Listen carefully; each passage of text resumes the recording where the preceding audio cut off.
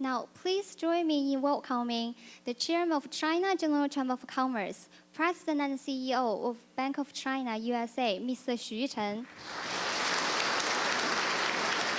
Ladies and gentlemen, good morning.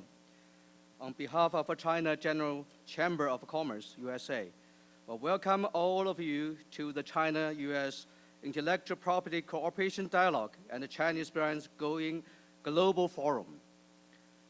Founded in 2005, CGCC's mission is to promote Chinese investment in the U.S., to support the legal rights and interests of its members, and to enhance cooperation between the Chinese and the U.S. business communities.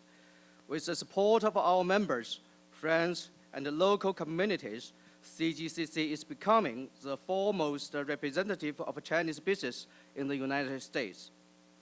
Today's event focuses on intellectual property rights in the context of Chinese brands going global. Especially the IP protection topic is of common concern. As everybody knows, China's new normal economy is moving towards technological innovation and international expansion. And as the One Belt, One Road strategy is implemented, the Chinese government and the commercial sector are paying more attention to the IP protection as well, which I believe is what the Western companies would like to see. Actually, this year, the Chinese government and the legal maker have paid every effort in the IP protection environment to build up in China. But why is there still a lot of misunderstanding in the Western economies? So the strengthened communication is getting to be more necessary, like today's dialogue. We are honored that we have assembled such accomplished speakers and panelists with us today. Last but not least, I would like to take this opportunity to thank our partners and supporters of today's event: Ernst & Young, King & Wood, Mellistons, Morrison and Foster, MetLife, Global V-Card, and Zhonglun. Without further ado, let's start the program. Our first speaker is Ambassador Zhang Qiyue. Ambassador Zhang started her diplomatic career in 1982 and has been the Consul General of the People's Republic of China in New York since 2014. She served as the Chinese ambassador to Belgium and Indonesia, respectively. Ladies and gentlemen, please join me in welcoming Ambassador Zhang.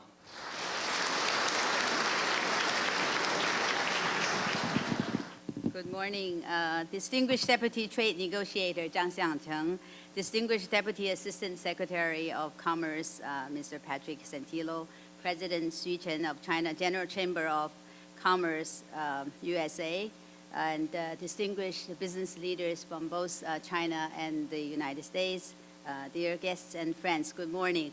First of all, let me, on behalf of the Chinese Consulate General in New York, to welcome all of you to this forum. What a turnout, despite of the light rain and the light snow, which I learned only this morning. It's called the skits. I don't know if you have heard the word. But I hope this will be the last day of the winter and the spring comes right after this forum. I am so happy to be among you, and I think this forum has chosen a very important topic, and I'm sure that this forum will be a success, judging from the turnout this morning. Today, China-US relationship is one of the most important bilateral relationships in this century. Last September, President Xi Jinping paid a historic state visit to the United States. The visit injected great vitality into the new model of major country relationship between our two countries and opened up bright prospects for our mutually beneficial cooperation. Just 2 weeks ago, on the sidelines of the 4th Nuclear Security Summit in Washington, D.C., President Obama had yet another constructive meeting with President Xi Jinping, which was the only bilateral meeting he held with any leader, any foreign leader, during the summit. The two sides agreed to step up cooperation, manage differences, and expand common interests.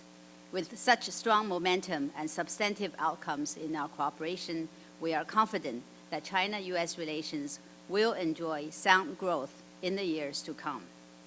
Just as our bilateral relations are embarking on a new phase of development, China is also on a new journey this year, implementing its 13th five-year plan of economic and social development for the coming 5 years and builds the basis for more years to come. We are carrying out a series of structural reforms and shifting the gear towards innovative, green, open, and balanced development that is shared by all.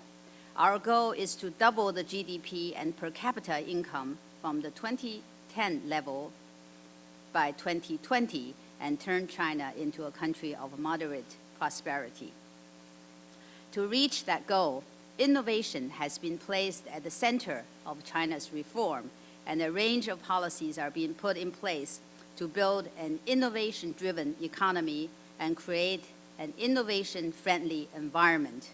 And in order to achieve that, the protection of intellectual property is of vital importance.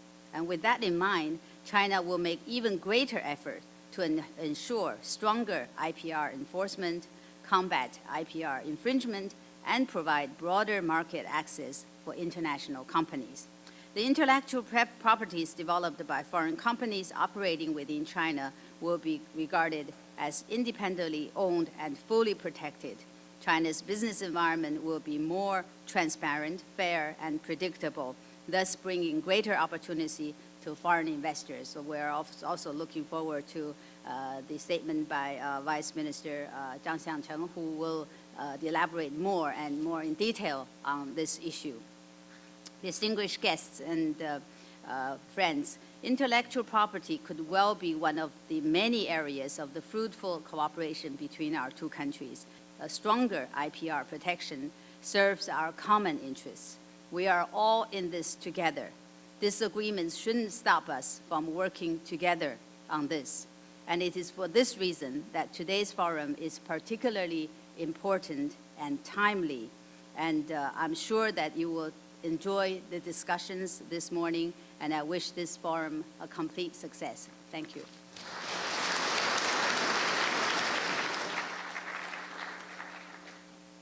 Thank you, Ambassador Zhang.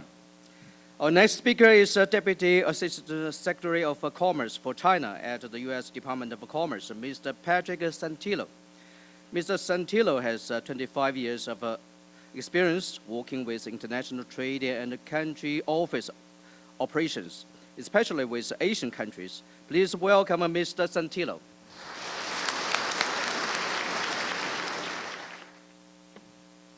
Good morning. Thank you for the kind introduction. Ladies and gentlemen, Vice Minister Zhang, Ambassador Zhang, Chairman Xu, it is a pleasure to be here this morning, and I'd like to congratulate you and the China General Chamber of Commerce for making this meeting possible. And Candace, thank you for your continued efforts and leadership at the Chamber. It is wonderful to see such a strong turnout here in New York.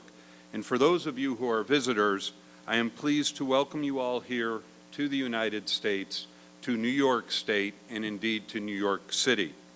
For those of you who live and work here, thank you for your confidence and investment in the United States. We welcome Chinese investment in the United States in general and in our cities and communities in particular. Ladies and gentlemen, I know we have a full program this morning, so I will keep my remarks very, very brief. My career has been dedicated to helping companies build brands overseas. So based on that experience, I would like to share with you 3 universal truths about what I think capture what companies look for as they consider investing and building their brands overseas. The first universal truth is that, of course, companies look for large, stable markets, but they also consider the ease of doing business, reasonable regulatory environment, and strong transparency. I am pleased to welcome you to the United States, where the World Bank ranks the United States as number 7 globally. A.T. Kearney has again ranked the United States the number 1 attractive destination for foreign direct investment this year. Universal truth number 2. As companies seek to go overseas and develop their brands, they are certainly also concerned about their intellectual property. Whether they are a service company offering a great new idea or a manufacturer offering an innovative technology or product, this IPR, the intellectual property, forms the core of their business plan. Without assurance of protection of that IP, no business plan, no matter how strong, can be expected to produce a successful business. And whether their distribution model is part of the old-fashioned supply chain, supporting the Internet of Things, or via creative e-commerce models, intellectual property protection is essential to a strong and successful growth model. It is also interesting to note that much of this IP comes from small and medium-sized enterprises. It is not just the large companies who are concerned. For example, in the US, SMEs produce 16 times more patents per employee than large high-tech enterprises between the period of, say, 1993 to 2009. I am pleased to report to our Chinese friends wishing to invest in the United States that the World Economic Forum's Global Competitiveness Index ranked the United States near the top of its list. Indeed, much of this high ranking can be attributed to the protection of intellectual property in the United States. As the Global Intellectual Property Center reports, economies with robust IP environments yield 50% more innovative output compared with economies with IP regimes in need of improvement. 50% more innovative outcome. Chinese companies, if you want increased innovative output, we hope you will come to the United States and consider investing and doing business here in the United States. It is no coincidence that Steve Jobs himself, the founder of Apple, registered more than 300 patents in his own name. When Chinese companies invest in the United States, we are also pleased to treat them and all international companies invest in the United States the same way we treat our own companies. We take IP protection very seriously and believe this has been a key factor in helping us attract foreign direct investment from around the world. The third universal truth about these types of forum is that I know that the audience really is looking forward to hearing from subject matter experts, and I know that I am not one of those when it comes to the specific topic at hand today. So I'm pleased to yield the floor to the subject matter experts and let you begin the forum in earnest. Thank you very much, and I wish you much success this morning. Thank you. Our keynote speaker today is Mr. Zhang Xiaochen, the Deputy Minister of Commerce of China. Mr. Zhang has been extensively involved in China's WTO affairs, in which intellectual property is a priority.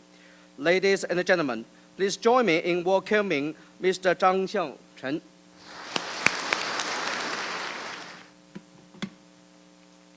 Chairman Xu Chen, Ambassador Zhang Qiyue, Mr. Patrick Santillo, ladies and gentlemen. Good morning. It gives me a great pleasure to attend the dialogue organized by CGCC. Once being the Assistant Minister of MOFCOM responsible for IPR affairs in China, I know well the importance of IPR protection in Sino-US trade and economic cooperation. It is clear that US is an innovative country, while China, according to my understanding, is learning to innovate. China is now encouraging massive entrepreneurship and innovation. New technology and new business patterns are becoming more important to China's economic transformation and upgrading in quality and efficiency. Statistics show that in 2015, there were 2 million patent applications in China. Invention patents exceed 1 million for the first time, the largest in the world. Of course, we know that the quality of these patents is not comparable to the American ones. Under such new conditions, it is particularly important to offer more comprehensive and effective protection of intellectual achievement. In recent years, China made significant progress in IPR legislation, jurisdiction, and enforcement. In legislation, the newly amended trademark law and the implementing rules of trademark law are already in force. Copyright law, patent law, service invention regulation, and the patent agency regulations are in the amendment process. In jurisdiction, China set up IPR courts in Beijing, Shanghai, and Guangzhou, dedicated to IPR-related civil and administrative cases. In 2015, 110,000 IPR cases were concluded on the first instance by courts at all levels, increased by 10% of the previous year. IPR enforcement is also getting stronger. In 2015, administrative organs dealt with a total of 178,000 cases. Public security organs cracked nearly 21,000 criminal cases, and the procurators brought charges in nearly 15,000 cases. In light of increasing cyber infringements, the enforcement organs also use information technology to improve their regulatory capacity. Protecting IPR is for encouraging innovation. However, overprotection or even abuse of that power will also hinder innovation. The US has developed good practice and make exploration in balancing protection of IPR and prevention from abusing protection, which we need to learn. This is a long story. I don't want to elaborate here, but we will continue our dialogue with Mr. Patrick Santillo and other American colleagues. As two countries encourage innovation, we now see more common interest in IPR. Compared with the 100-year history of IPR protection here in the United States, the concept was only introduced into China some 30 years ago. Though we made hard efforts, there lives a lot of room for improvement in this developing country. China wished to strengthen cooperation and exchange with the US on IPR, understand each other's IPR regime better, enhance protection capacity, and raise public awareness. On the 22nd GCCT, MOFCOM and DOC signed the framework agreement on China-US intellectual property cooperation. We have seen a lot of exchange and that framework with good result. We hope that both parties will put in more efforts so that cooperation will remain the keynote of the China-US engagement in IPR. Ladies and gentlemen, brand is an important part of IPR. Some say that brands are a country's name cards. People get to know a country first through the brand it has. China is a big manufacturer, but there are not so many household brands in the world. This is a limiting factor in China's development. In recent years, more Chinese companies have come to realize the importance of brands and worked hard to make theirs known. The US has many world-famous brands and a rich experience accumulated over time in brand building, management, marketing, and protection.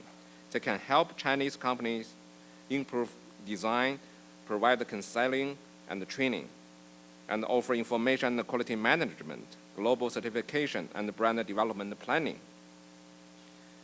You may notice I brought this small box with me. Actually, inside is my favorite candy, the big rabbit candy. You'll see the wrapping is very beautiful, but the original one is very shabby. I promise you like the candy. I may ask one of my colleagues to invite you to share this candy with you. The redesignation, the redesign, the new wrapping demonstrate the strength of brand. And this the new White Rabbit candy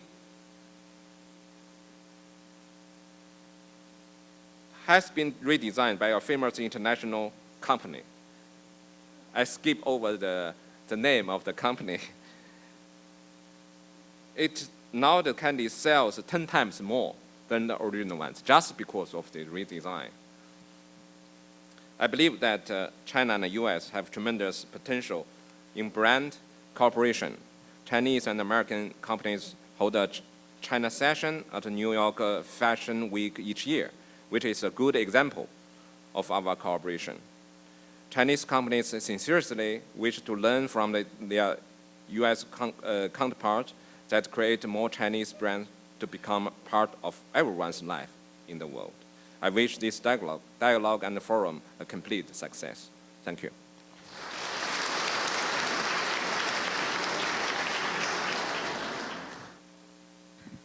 Thank you, Mr. Zhang, for sharing your deep insights with us. Let's give Mr. Zhang another round of applause. Due to Mr. Zhang's tight schedule in the United States, he has to leave the forum now. In the meantime, let's move on to our first panel discussion, new development of intellectual property rights in China and the US. Let's welcome the panelists and the moderator to the stage. Good morning. My name is Tim Browning. I'm not in your program. I'm replacing my colleague Mark Cohen, who unfortunately couldn't be here due to a death in his family. I also work with the U.S. Patent and Trademark Office. Currently, I'm the IP attaché stationed in Guangzhou, China. And just to give you an idea of the scope of the IP attaché program, the U.S. Patent and Trademark Office has 13 IP attachés stationed globally, and we have 3 of those based in China, Beijing, Shanghai, and Guangzhou. So I'll be the moderator for this panel. We have a very distinguished and expert panel today. We have Ms. Helen Chung, who's a partner of the Zhonglong Law Firm. We have Ms. Zhao Zhao, who's the head of the JD.com, which is an online e-tailer, legal department. Mr. Roy Waldron, who's the Chief IP Counsel and Senior Vice President and Associate General Counsel at Pfizer. And Mr. William Campos, who's the Assistant U.S. Attorney for the Eastern District of New York for the U.S. Department of Justice. I'm going to make some brief introductory remarks, and then I'm going to give our panelists each about 5 minutes to introduce themselves and to give their viewpoints on the IP situation within China and the United States, and then we're going to ask questions, and then we'll leave about 15 minutes at the end for questions from the audience. And I want to also encourage fellow panelists to ask questions of each other if they have them, and I want to make this as interactive as possible so we can bring out as much dialogue as we can to go along with the title of this forum today is Dialogue, so we can all learn from each other. As mentioned, the U.S. Patent and Trademark Office fosters an IP dialogue with China. China is a very extremely important trading partner with the United States, and we also encourage Chinese investment in the United States. Through our programs with the Department of Commerce, we have something called Select USA, which encourages Chinese investment and foreign investment in the United States. As part of that, IP attachés in China, we give seminars and introductory lectures to Chinese companies looking to invest in the U.S. about the U.S. intellectual property system and how they can go about protecting and enforcing their rights if they do expand in the United States. So this is something that we offer to companies in China to try and make it easier for them and make that more comfortable for them to make that sort of investment. So that's something that we offer throughout our different offices within China, both for people coming out from the Patent and Trademark Office in Washington and from our on-the-ground offices in Beijing, Shanghai, and Guangzhou. I know from my experience, I've done a number of those type of programs, and we see a lot of investment, especially coming from South China. That seems to be where a lot of private wealth is generated, and those companies then are looking to expand in the United States. I saw with our introductory program that we had the director and owner of Fuyao Glass. That was a big company that was based in South China that has expanded and built a factory in Akron, Ohio, employing a lot of Americans there in their factory to produce auto glass. And so this is something we actively encourage through the U.S. government and the Department of Commerce to encourage investment and create jobs in the United States. So let me open it up now to our first speaker, Ms. Helen Chung, if she wants to give an introduction and brief remarks about what she sees are the main issues in intellectual property in the U.S. and China today. Ms. Chung. Sure. Do you want me to have an introduction and also have the panel discussion issues, or should I introduce myself and continue my topic? Yeah, briefly, let me also just say that I'm not going to give a long introduction for the panelists because that's contained within your program brochure. But please give your background if you want to of yourselves, and then go into the issues that you want to bring up and highlight for today's discussion. Okay, sure. So ladies and gentlemen, it's a great pleasure to be here. And thank you for your time. Thank you for coming to make today's event. I'm Helen Chen from the Zhonglun Law Firm Shanghai office. I'm a patent lawyer or an intellectual property lawyer. I have been practicing in the IP field for over 16 years. I do a lot of IP litigation and also transactional IP work. I helped quite a few multinational companies for their enforcement issues in China, and sometimes I was involved in some high-profile cross-border transaction. So I got my life science degree in pharma and chemistry industry. And then I entered law school in China. It's the East China University of Law. And after that, I worked for foreign firms for quite a few years before I started at Stanford Law School. I have been I worked at New York for almost a year, quite a few years ago. So for me, coming back to New York is a good feeling. I love the city. I love all the people here.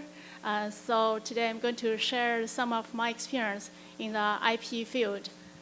That's a brief introduction of myself. And I think for the firm and for the others, you could just sleep over the brochure. You could get some information. I'm a practitioner in the IP field. Well, I'm qualified in the US, but my major practice is based in China. During my past 16 years experience in this market, I personally observed significant change in the market. I still remember about 16 years ago, the first time when I gave a training to a Chinese company about intellectual protection. For them, they were very surprised to know there's a concept of IP, and also they have no idea why we need to protect IP. So for me, at that time as a patent attorney, I'm shocked. But during the past 16 years or 20 years, or it's longer, China happened quite a things. The country changed quite a lot, especially for the IP field. In recent years, especially I could feel in person the significant change in the society and also in the environment at a different level of the society. Currently, a small-sized Chinese company, they know what is IP. They know the importance of protection IP. They know when they are going to launch a website, they are going to consider whether there's a copyright infringement issue. When they have a brand, they will ask, some other people register a similar brand, how they could protect themselves. That's what I observed in this market. Because multinational companies, they're very sophisticated. They know how to protect their IP. They have a strong portfolio. They have their strategy. But for Chinese company, the point I want to say is I think the general mindset, the general awareness of IP in China has been increased dramatically during the past decades. So that's the first point I want to make. Second thing, for my practice and for my personal experience again, I feel it's very important for practitioner and also for government official, legislator in the whole industry talk with each other. That's very important. I have quite a number of cases to tell about how important communication, understanding each other could be. For instance, currently I'm working on a very high-profile project in China. It's about 50 billion RMB investment, the total capital. It's a big project, fully supported by the Beijing municipal government. And also from US side, we are working with IP, big IP company. Their main business is IP licensing. For this deal, they are going to bring into China their whole IP portfolio. That's very complex, including some trademark, corporate, know-how patents, and also they have some indirect licensed IP from third party. When we talked about the deal 2 years ago, they have a lot of concern about China because they all heard all bad story, bad news about protection in China. That created a lot of trouble when we trying to negotiate with each other. But during the past 2 years, we have 6 rounds of negotiation, and we talk with each other, they raise a question, we address their concern. And we found sometimes what is said is true, because as we all know, China is a developing country, and IP protection is relevant and young to the country, to the government. There's still a lot of space to be improved. So however, sometimes when we heard from our US partner, we feel they got incomplete or inaccurate information. That makes them make the wrong conclusion. So we helped them to explain what's happening in China, what's the legislation in China, and what's the right thing they could do to help the partners to do their business in China. And also during the whole process, the Beijing municipal government is very cooperative and very supportive to the whole conversation. That is still the message I want to deliver. I believe China's IP environment, enforcement environment, is significantly increased. And in the future, they will become much better. Of course, we need to make efforts, work with each other to help each other to get a win-win situation. That is from my deal. And also, I think for some other meetings or seminars that I attend, I inclined to get the same conclusion. Like last year, the Federal Circuit Bar Association and the China Supreme People's Court, they have a high-profile seminar held in Shanghai. I think the Federal Circuit judges, the Supreme judges from the US, meeting up with judges in China from different level, different jurisdiction. They talk with each other about the enforcement system, they exchange ideas, and also about a lot of cutting-edge issues.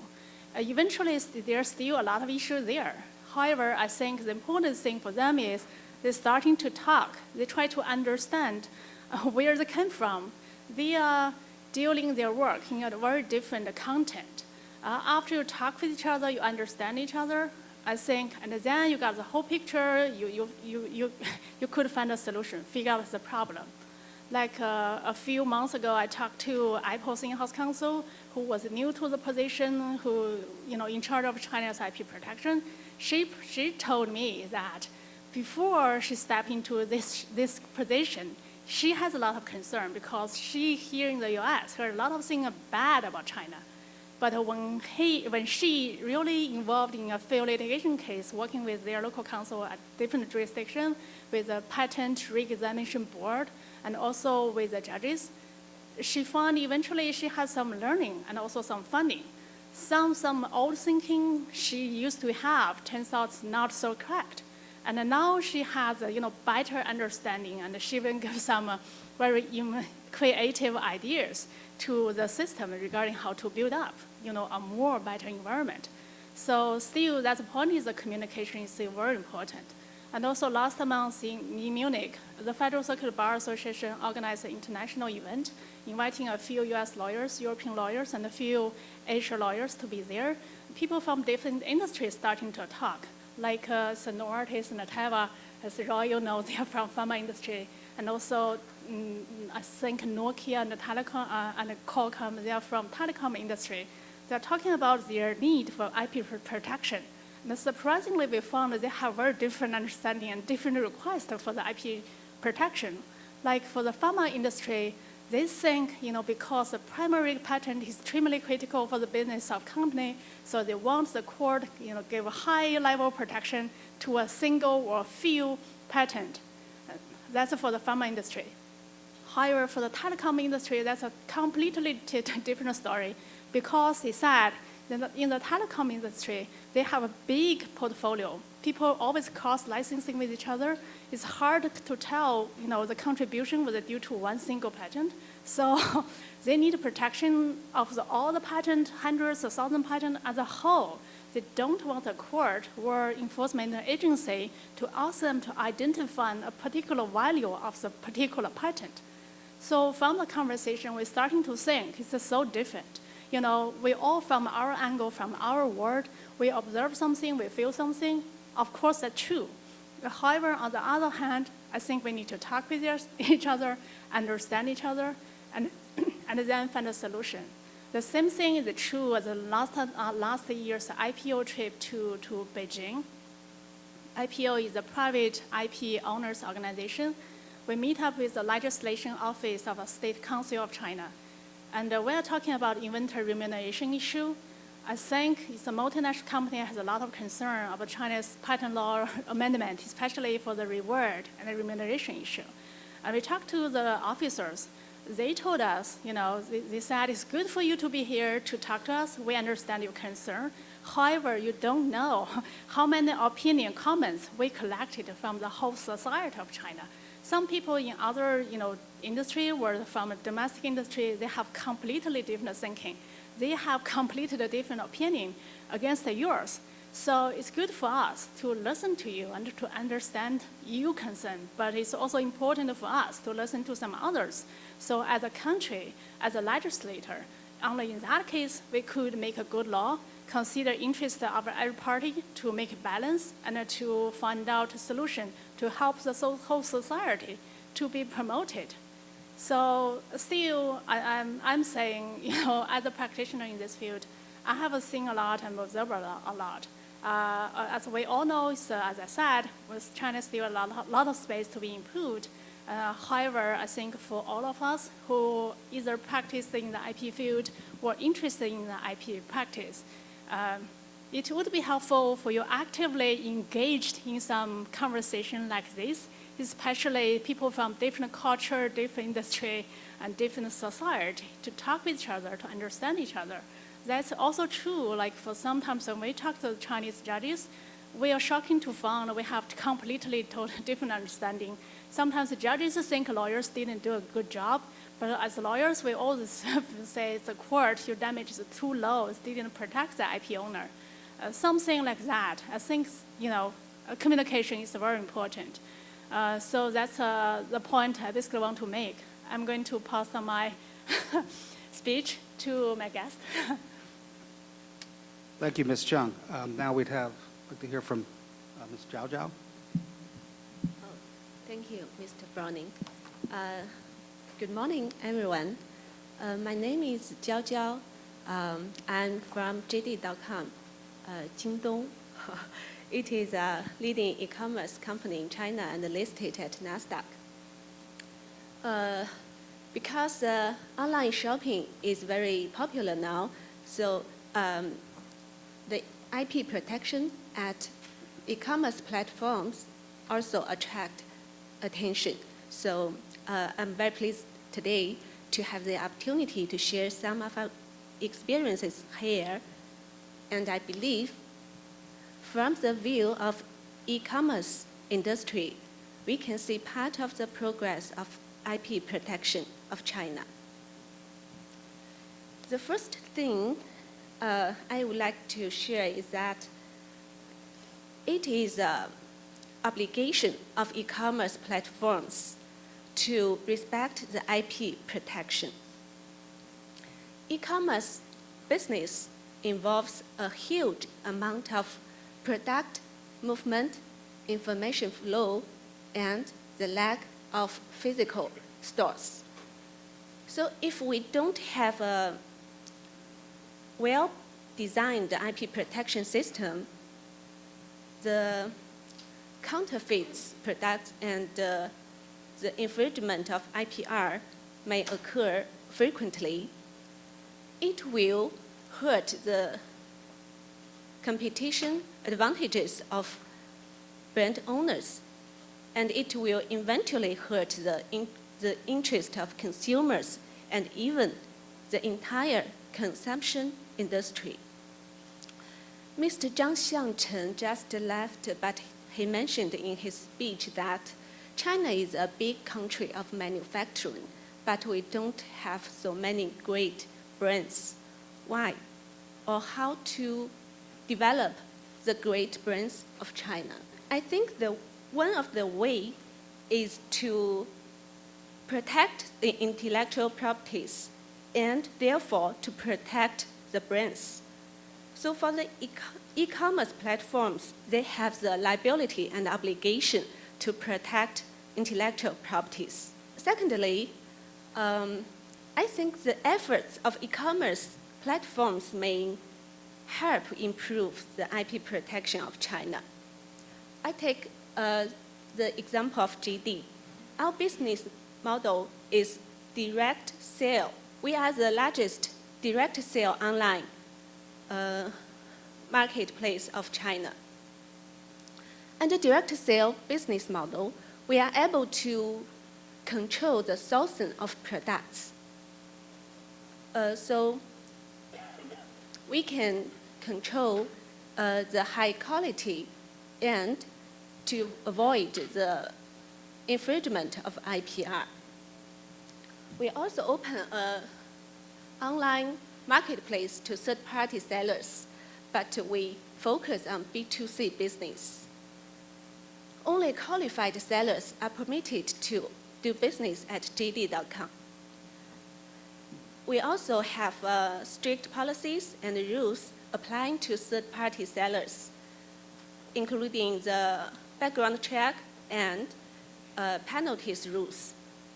If we find any seller sells fake products at JD.com, we will terminate the cooperation with it forever. So we do feel that we can do a lot of efforts, and these efforts will help improve the IP protection in China. And thirdly, I would like to share is the IP enforcement progress we experienced in recent years. On one hand, the intellectual property courts established since 2014 have very positive effect. Maybe Ms. Chen may share more information later on this.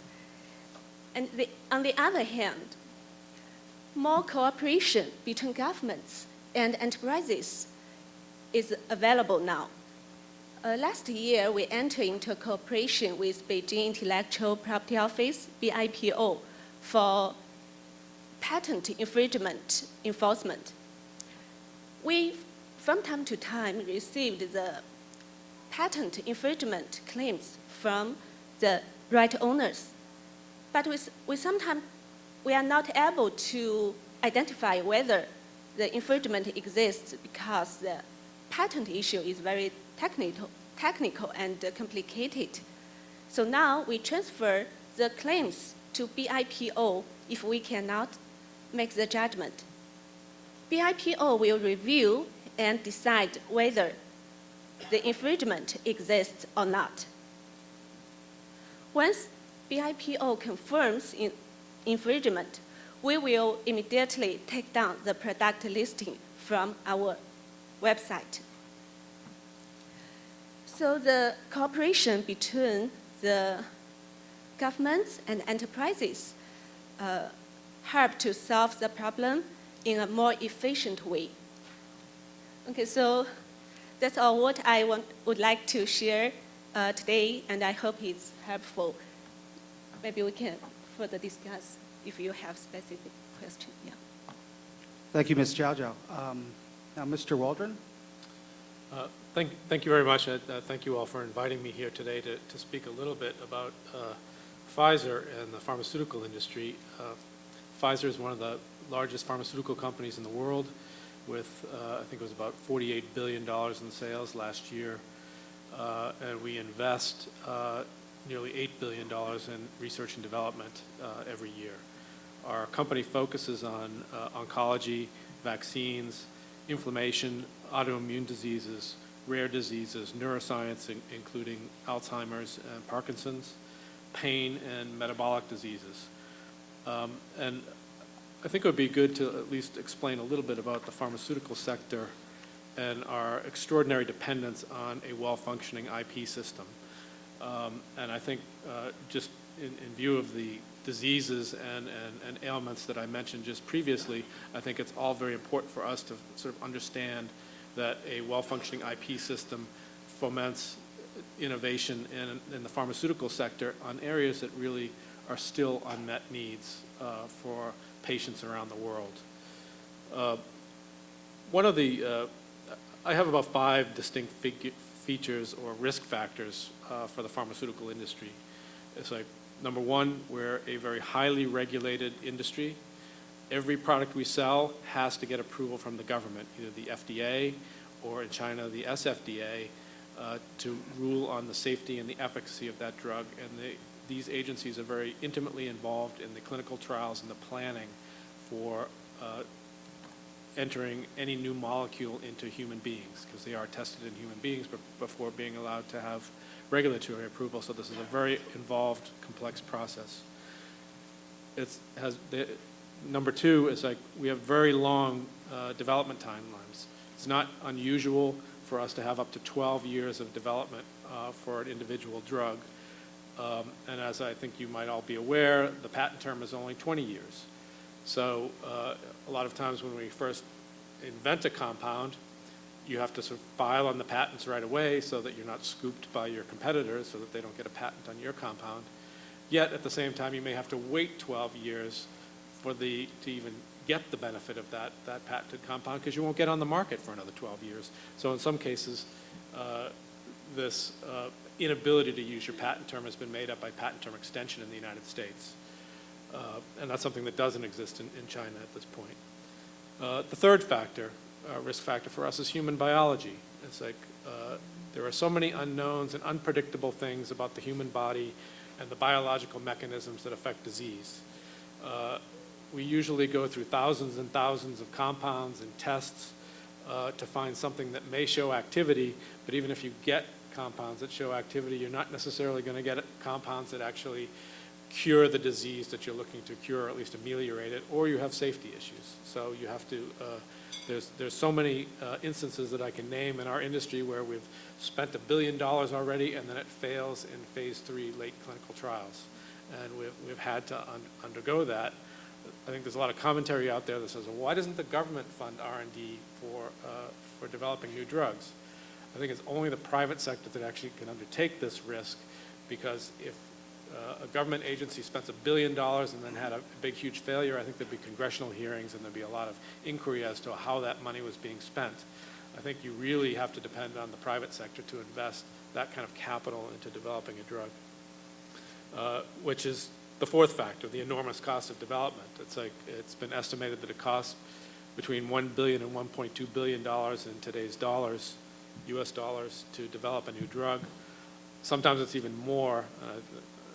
Embarrassed to say, it's like sometimes when you divide the R&D costs over the years by the number of new drug applications that have been made, it ends up being a little bit more than that. And the last one, the fifth risk profile, is the patent profile. Usually at the end of the day, a drug product relies on 1 or 2 patents. It's very much unlike a television or a telephone or any other kind of device, which has thousands of patents associated with it. We usually have 1 or 2 patents, so it's a very risky proposition when you have to go to court and you're defending the only patent or 1 of 2 patents that protects your product from immediate competition. And therefore you see dramatic patent cliffs in the United States, where you have patent expiry or a ruling of invalidity, then your market becomes commoditized almost immediately. And the issue here is that, like, usually the litigation on our patents occurs at the end of the lifetime of the patent. So a lot of the patents are being litigated right now in the ANDA situation, or the interface between innovative and generic companies. They were patents that were obtained in the late 90s or early 2000s. So you have like a sort of a gap of 15 to 20 years between when those patents were obtained and when you're litigating them. And sometimes the laws have changed. And I think in the United States and in China, sometimes you see an evolution of standards, and then all of a sudden you've got like a demand in a court saying like, well, you don't have enough data to support this. It's like, well, you allowed the patent, and now you're telling me that there's not enough data to support the patent. Also, well, we've changed our guidelines. And it's like, well, it's very difficult for us to anticipate in advance. So clarity on patentability standards is extremely important in order for us to advise our business as to where they should put their capital in investing. So most all of these numbers 1 through 4, these risk factors, sort of remain constant. Nothing's really going to change about human biology. It's very complicated. The investment in the government and the private sector on this are going to remain constant. The one thing that does represent a huge risk for us is when the patent profiles change and things that you believed were safe under the law all of a sudden become at risk. So this is a huge squeeze for the industry. And I think that one of the things here that makes it more complex and more costly for the industry is this uncertainty. And I think one of the other topics is that in the trade secret area, and I think you might have heard that the United States Senate has just approved a trade secrets bill that's now going into the House. And it will be interesting for the first time to have a federal standard of trade secret enforcement. China, unfortunately, at this time does not have a single standard of trademark enforcement, trade secret enforcement. There are a number of different laws and things affecting unfair competition, but there's no right of action for private parties to enforce force an action for misappropriation of their trade secrets. But when you think about the policy behind trade secrets, you really don't want companies over-investing in ways to protect secrecy, because it's like if you had a situation where there is no means to enforce protection of your trade secrets in the courts or by societal norms, then you have to say, I have to make the most complete and safest organization possible. And this affects the ability of employees to go elsewhere, who can enter into my facility, who can access my data, how I share my data with colleagues, how I engage in tech transfer. So unless you have a system that alleviates the urgent need to invest in security, I think you're going to have a large investment put there unless you have laws and societal norms that allow us to enforce misappropriation of trade secret in the courts in an effective way. So I think I'll just leave it there as raising some of the concerns of the pharmaceutical sector, and leave it to the rest of the panel.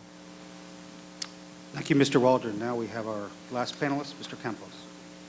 Good morning, everyone. I'm Will Campos. I'm an assistant United States attorney in the Eastern District of New York within the United States Department of Justice. I'm very happy to be present here. That being said, all the opinions that I may express are my own and not the Department of Justice's. So in the EDNY, in the Eastern District of New York, I'm the coordinator for the intellectual property crimes that come in. And we see some of those crimes. We see primarily those crimes dealing with trademark infringement and copyright infringement. And we investigate and prosecute those crimes. We're not the only ones that do that. The U.S. Attorney's offices throughout the country and in Washington, D.C., the computer crime and intellectual property section handles many of those as well. Many of those crimes occur because of the importation of infringing trademark or copyright from overseas, from many countries, many from China. So we look into that and we prosecute those, and you may know many of those types of cases. There's some notable and perhaps news-worthy cases from Pennsylvania, for example, and from others. We also prosecute trade secrets. So you just heard about our panelist, Mr. Waldron, talking about the private enforcement of trade secrets, but the public enforcement, the criminal enforcement of trade secrets has been going on since the introduction of the Economic Espionage Act. Under criminal law, those crimes are prosecuted if the misappropriation or the theft of the trade secret is done for economic gain, or if a state actor is stealing, misappropriating the trade secret, that can be prosecuted. And the notable one from Pennsylvania is the computer hacking done for a company to steal trade secrets, done by, according to the indictment, and it's a mere allegation, by certain members of the People's Liberation Army in China. Those are the types of things that we do, you know, and we do it from the importation of violating toys that, you know, children's toys that are trademarked but also have dangerously small parts or high lead content. We've prosecuted those. We've prosecuted cases where integrated circuits, chips have been, counterfeit chips were put into parts that ended up going into a submarine in Connecticut. So those are the types of things that we look at. Now obviously, and that's all prosecution. We look to partner with countries, and we look to partner with folks, and to that end, the Department of Justice has the IP Joint Working Group with China that has been, from all accounts, fairly successful. I think there was a meeting just this past March, the 24th, where members of the Department of Justice and the Computer Crime Intellectual Property section, as well as members from Chinese law enforcement, met to discuss cases, to discuss investigations, and to kind of try to wrap their arms around how we're going to combat certain crimes that may be occurring in China, around China, and how we're going to do that. So that's something that is hopeful. The other thing is that the Department of Justice also has folks called IPLEX, that's the Intellectual Property Law Enforcement Coordinator, and one is just being recently opened and assigned to Hong Kong to deal with intellectual property matters in China and in Asia. Not only for prosecution purposes, but for training purposes, and to open up the dialogue of this issue of intellectual property enforcement. With that, I'll leave it my comments. Thank you, Mr. Campos. Let me open up our discussion period. Ms. Chung, I assume you represent Chinese companies. What would your advice be for a Chinese company looking to expand into the United States, and how they would best go about doing that and registering and protecting their rights, their IP rights in the United States? Okay, I represent both sides. I represent the multinational company for their business operation in China, and also please compare and contrast that. That would be great. Sure, of course. Multinational company, if I have to make a comparison, I think foreign companies, especially companies from the US and from Europe, the mature legal market, they understand IP. They already have a very good IP portfolio. They have a global IP strategy, and also they're trying to implement their global strategy in China. And so when they come to the market, I think for them, the hurdle is, the enter threshold sometimes, especially in China, regulatory issue is a big concern. And for them, I think they normally need to, figure out the local environment.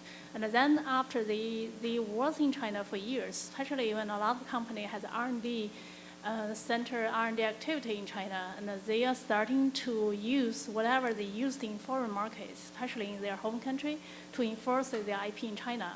Our client were, U.S. company or multinational company, very sophisticated in designing the whole stuff, and make analysis, anticipate what will happen, what's the outcome, and what if they win, what if they lose. Their prioritize their target very clearly. They have clear vision regarding how they are going to achieve in this market.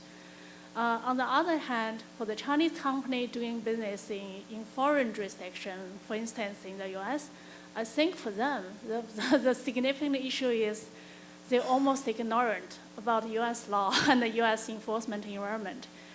First of all, the IP protection, somehow, especially at litigation enforcement level, is so different. China is a civil law country and also have their unique history and also the court system. And the US is a common law system. It's a fully developed litigation culture there. For Chinese company, first of all, usually they have limited knowledge about what's the law there, what's the environment. And then secondly, about the culture shock, I think for Chinese companies, another issue we observed. For instance, in the US, we feel the litigation is just a strategy that has been widely accepted by all the companies. Eventually, they're suing against each other, doesn't impact. You're talking with each other, you have dinner friendly, talking about a settlement. That's normal because at the end of the day, you're going to do business, win the market share. But for the Chinese company, historically, Chinese companies, they hate litigation. They don't want to sue each other. They try to resolve every issue by a friendly negotiation or consultation. They feel if everything go to the court, that becomes, you will not be friends forever. That's a cultural difference we have observed for the Chinese company. The first thing is, for all of the US enforcement, especially in the IP environment, the system is so different, like discovery.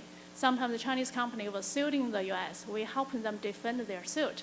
But they have no idea about discovery. They even want to hide some information because they feel under the local litigation practice, they do not necessarily need to provide because it's a plaintiff has a proof of burden to provide whatever you could collect. However, here's a very different. We always have to educate the Chinese company about how to play in the game in foreign market. And after understanding it and how to use it to build up your Chinese company's own portfolio and help them to be successful in the US market. Generally speaking, I feel, most multinational companies and most US companies, they are very sophisticated on IP. They have clear goal, they have clear vision, they know what they want. For the Chinese company, they have passion, probably they have cash, or they have enough cash flow investment to be successful in the foreign market. But for them, it's still has a little bit long way to go because for the reason I addressed, the limited knowledge to the legislation, to the enforcement environment, and also the cultural difference is sometimes a cultural shock. That's a significant issue for Chinese company. Probably, Giorgio, you have something to add?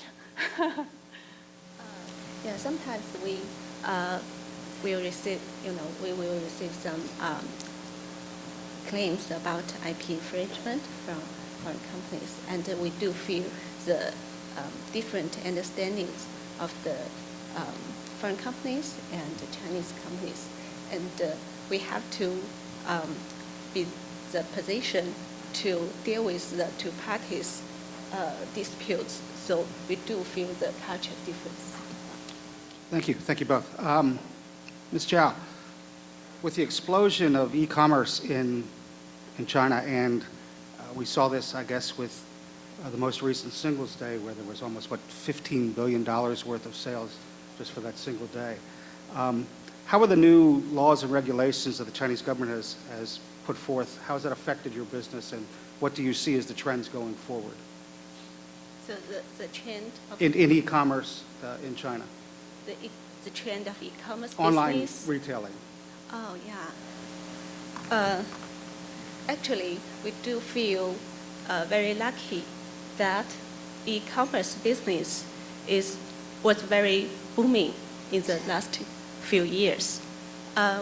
Maybe 10 years ago, JD.com was only a very small company, and now in 2015, we were listed at NASDAQ, and now we still find a very rapid growth of e-commerce business of China.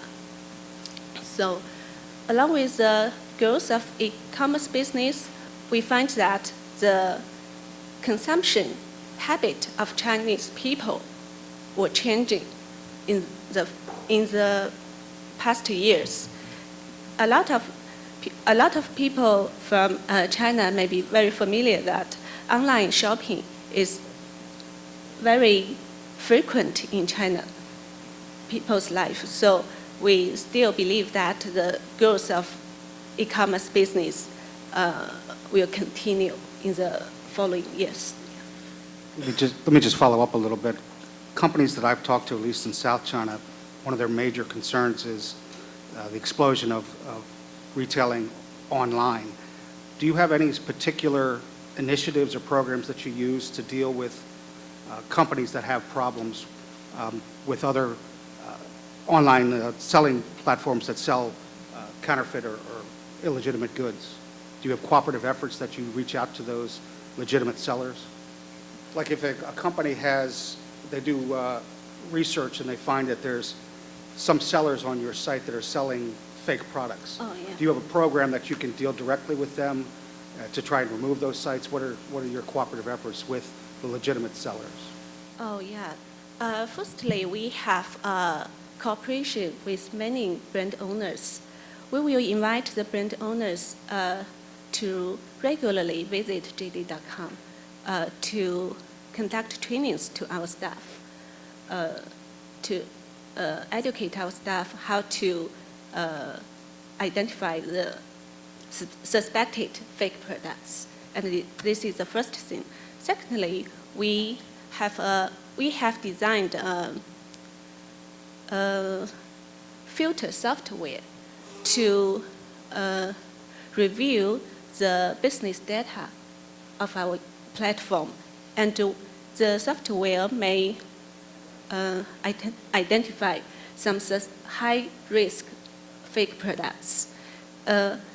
Thirdly, we also open an online infringement claim system to all right owners. Yeah, they can easily file their claims to us, and we will give the chance to the encounter parties to give us a explanation, and if we are able to identify the infringement of IPR, we will take down the products. But if we are not able to make judgment, we will seek the support from other entities, including the government agencies. Yeah. Mr. Waldron, can you talk in a little bit of detail about what the regulatory process is to bring and protection of IP during that regulatory and approval process in China, and what issues that Pfizer may have with that? I mean, China, it's a very interesting process. I mean, it's like usually when we develop drugs, usually the first point of approval is the U.S. Food and Drug Administration.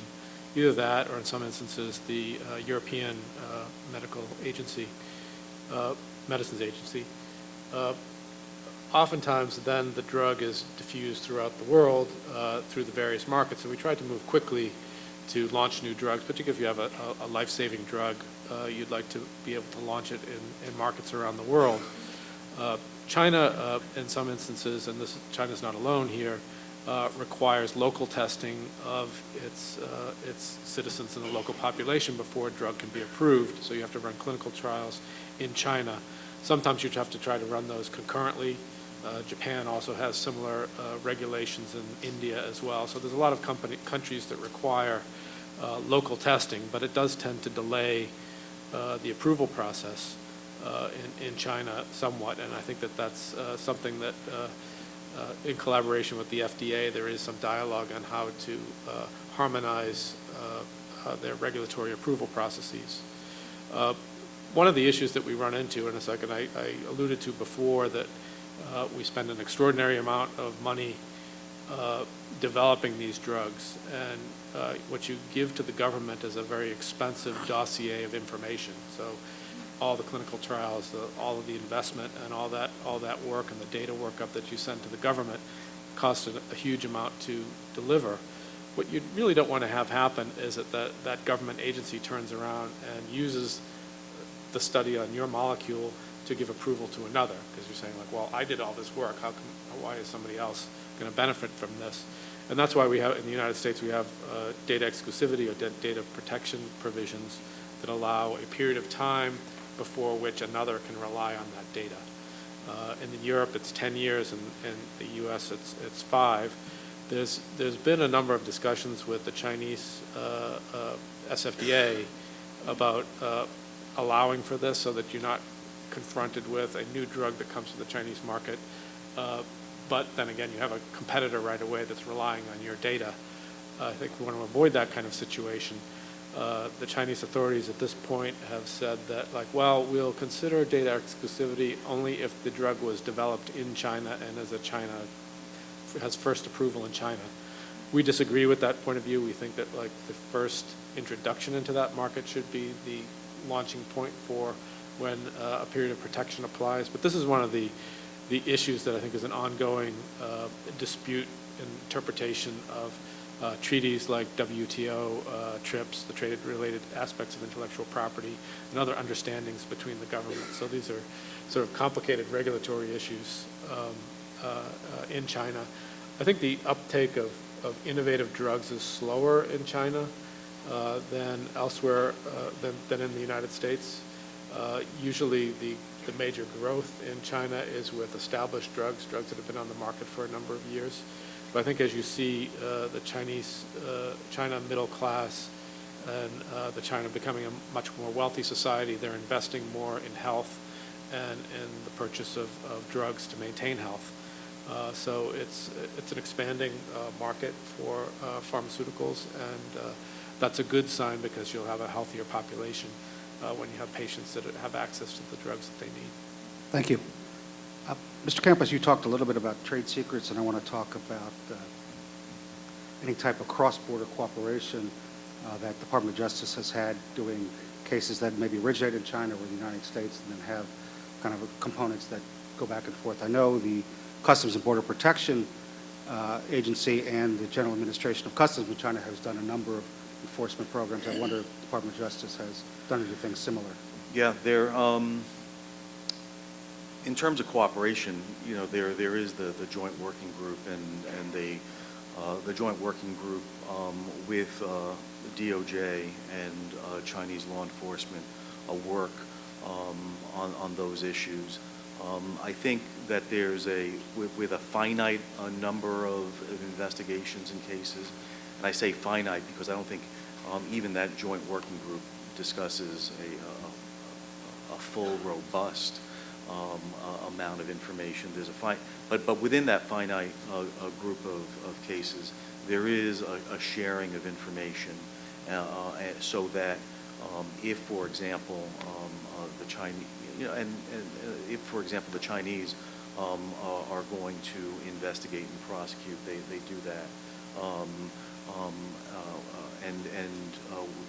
I'm unaware, I don't know that it doesn't exist, I'm unaware that DOJ has received information from China, but I think perhaps we have. I was probably not privy to it.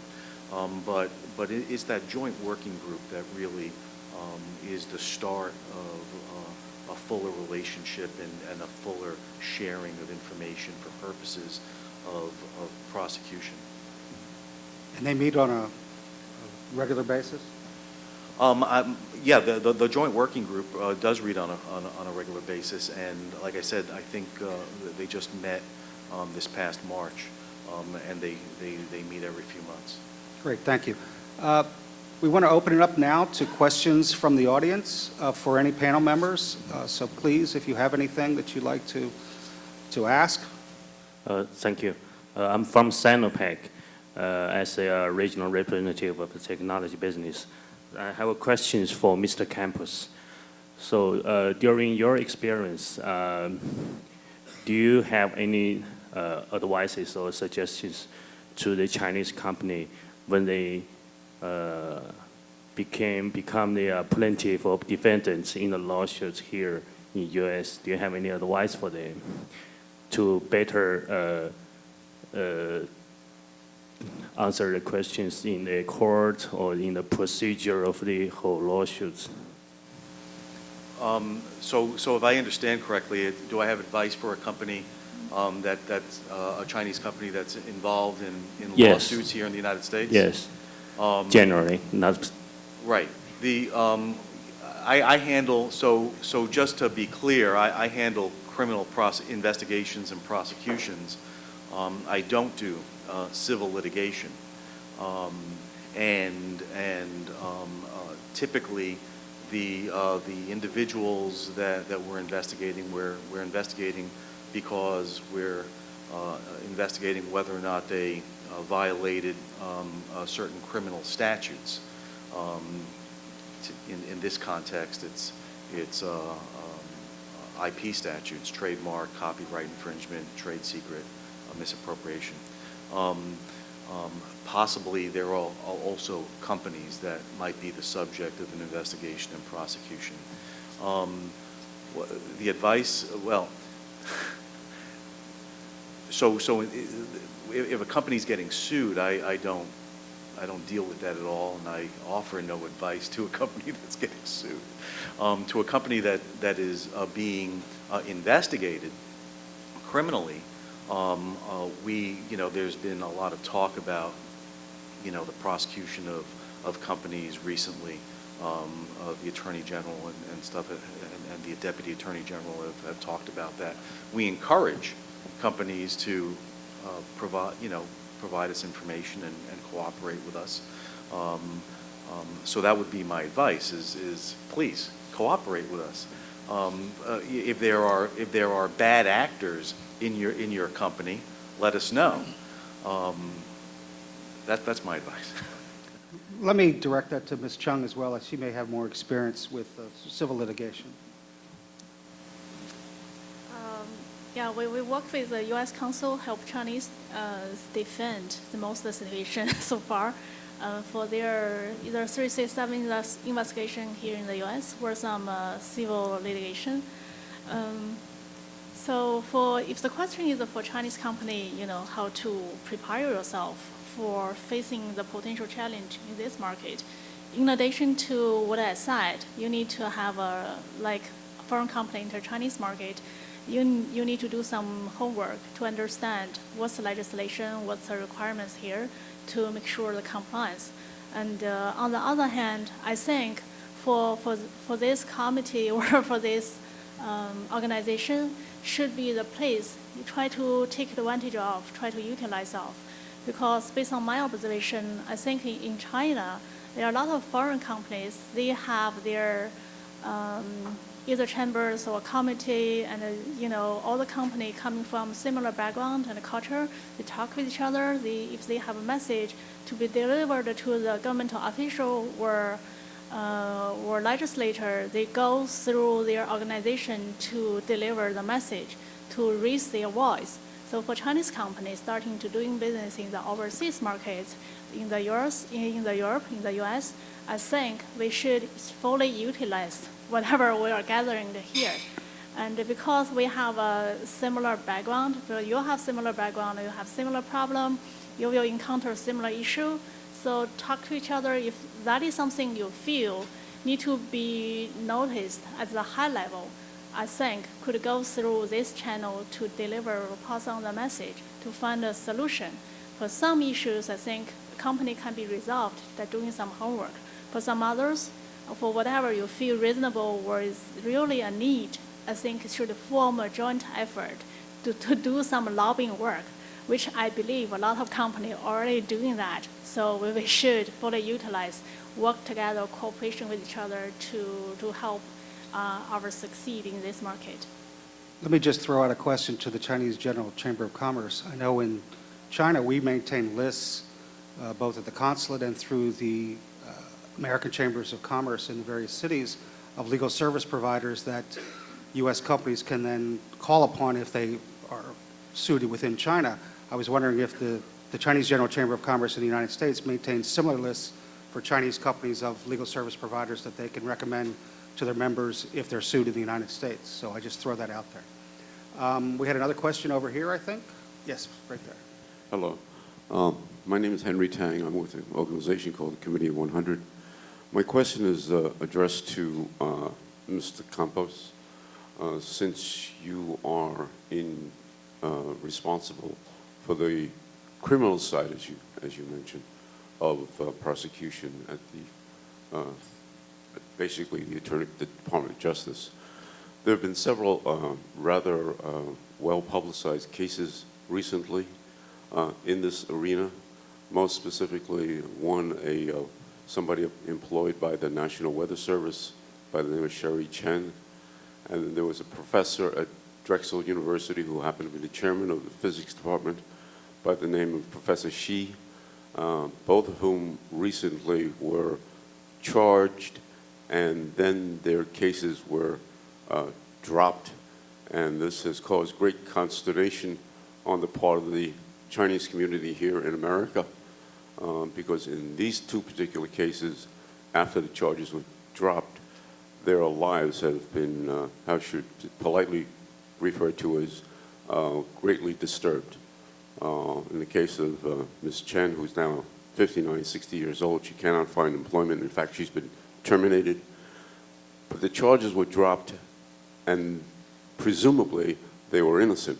In the case of Professor Shi, his chairmanship, fortunately, was only suspended, and he's been reemployed. But both of them incurred legal bills in excess of $250,000 each. So there seems to be an element of an atmosphere, perhaps, of a rush to judgment in the case of people like us. And these aren't the only two cases. There are scores of others all over the country. Could you please comment on that? Sure. I don't know those cases specifically. I know that, for example, I'm sorry? They've been in the New York Times and in the national press for about a year. For an individual to be indicted by a grand jury and that indictment is dismissed is incredibly rare. So I'm assuming that those were pre-indictment investigations. I don't know that that's a pre-indictment or not, but it's very rare to be indicted by a grand jury and then that indictment is dismissed by the government. So it is possible to be charged by investigated and then be charged by complaint, and those cases, whether it's an IP case or other case, those cases oftentimes, not oftentimes, every once in a while they are dismissed because a further investigation has revealed that the case ought to be dismissed. When we indict a case, the standard is not only the standard to get an indictment, which, reasonable cause to believe that the defendant committed the crime, but can we prove that case beyond a reasonable doubt at trial? And that's why, and if the answer is no, we are loath to bring that case to indictment.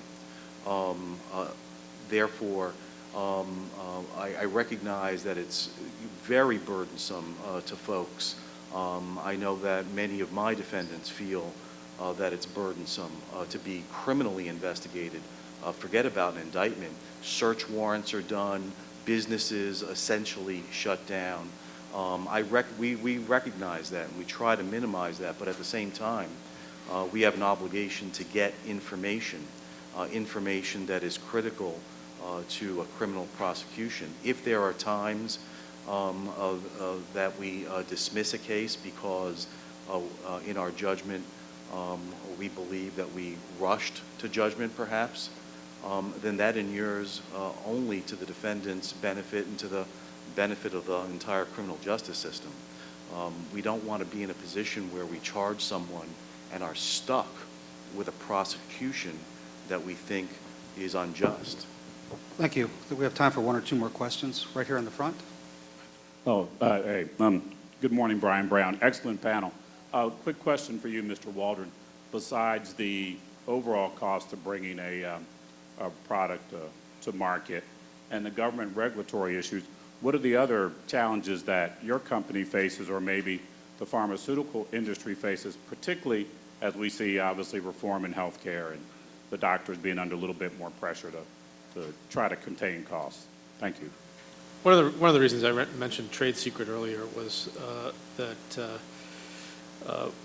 we've been confronted with several instances where we would have liked to have engaged in technology transfer in China to bring manufacturing or other work into China, and we felt that the risk was too great.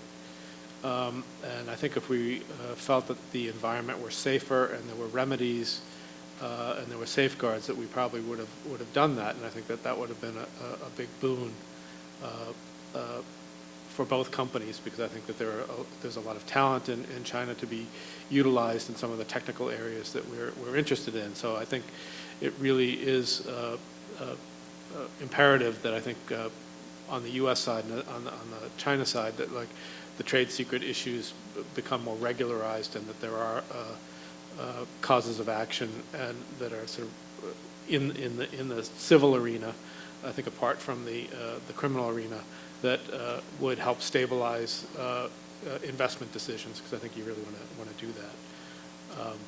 So I think that that's probably the other biggest issue that we sort of confront, because I think multinational companies tend to think globally, so they want to go where the talent is, where the markets are, and make decisions based on the stability of the law in the area, and it's very particularized. So I think that it almost goes beyond national borders, because I think sometimes when you interact on the U.S. side with other nations, they say like, well, you Americans always say this.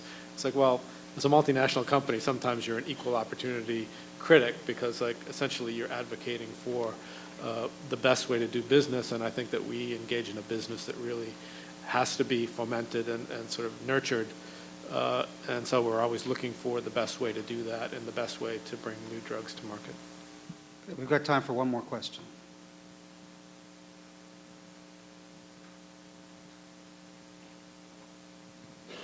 My name is Art Glenn. I'm with Plaza Construction and China Construction America.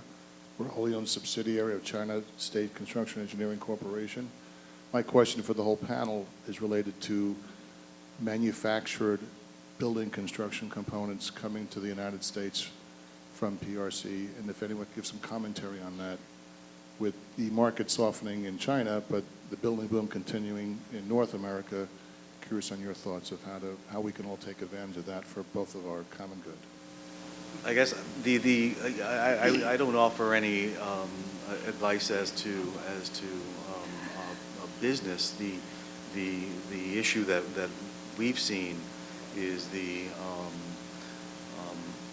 it's the counterfeit parts, and the fact that the counterfeit parts get into the supply system, into the supply stream, and while down the road, the person that gets the larger and larger part doesn't know.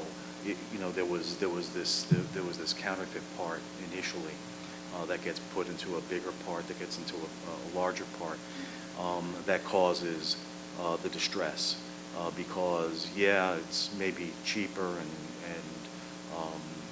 maybe it's really not all that bad. You just don't know. You just simply are ignorant of whether or not it meets specifications, and as a result puts perhaps the project or whatever it's part of in jeopardy. That's the only comment I would have. Just to echo Mr. Campos, we've seen cases in the building industry with wiring, flooring, circuit breakers, all coming from China that have caused harm in the United States, fires, deaths. And so I think to expand that trade, there also has to be the due diligence to make sure you're buying from reputable suppliers, and you're making sure that it meets all the regulatory processes, both in China and the United States, to be put into someone's home or a building. Let's give a nice welcome to our panelists. We're going to end at this point. We have a 15-minute coffee and tea break after this, but please, let's give a warm round of applause for our panelists.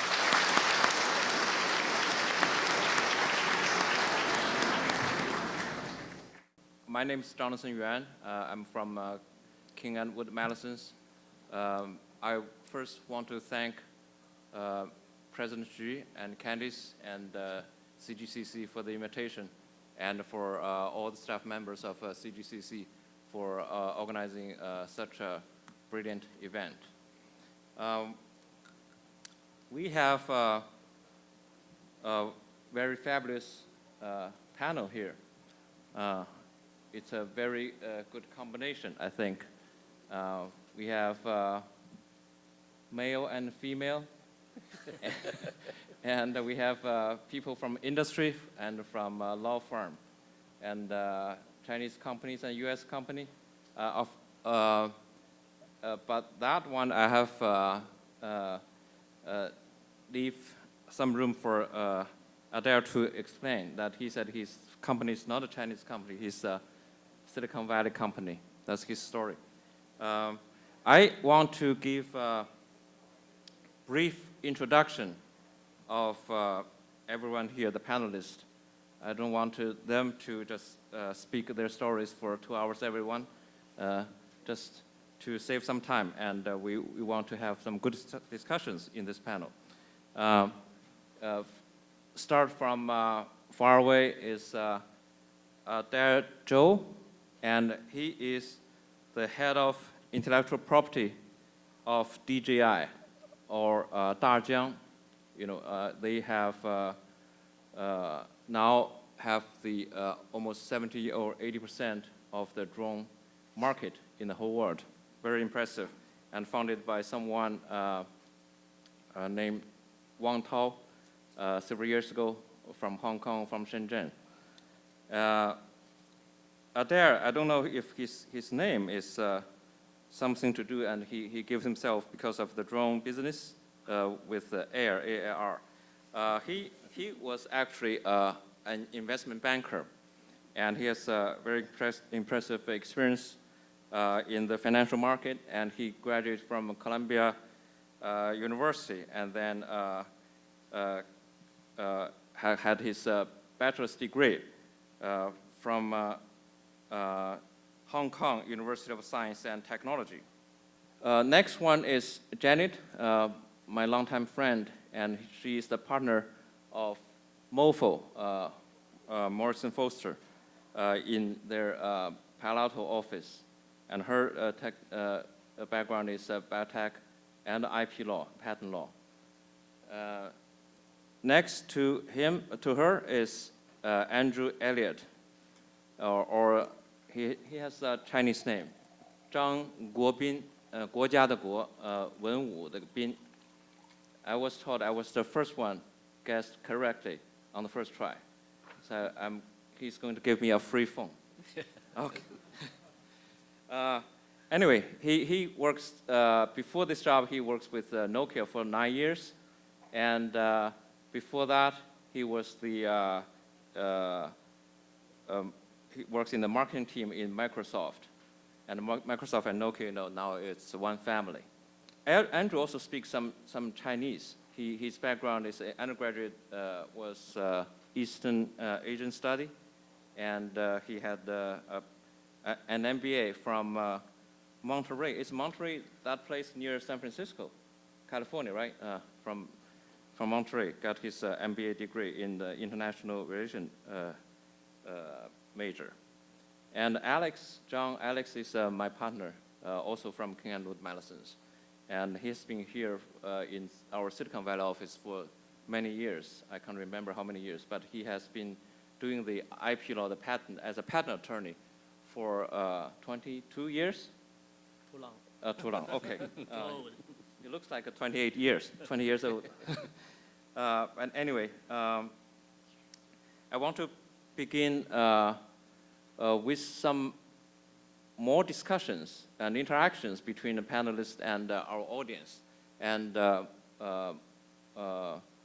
so each one anyone can interrupt during the, our speech of each panelist. And then we also have a 15 minutes question and answer session specifically for the audience.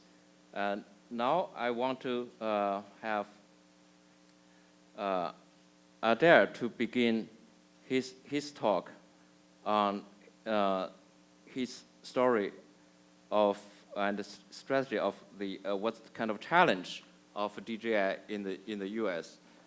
Before that, I want to say something about the topics of our forum. This is something about Chinese brands going global.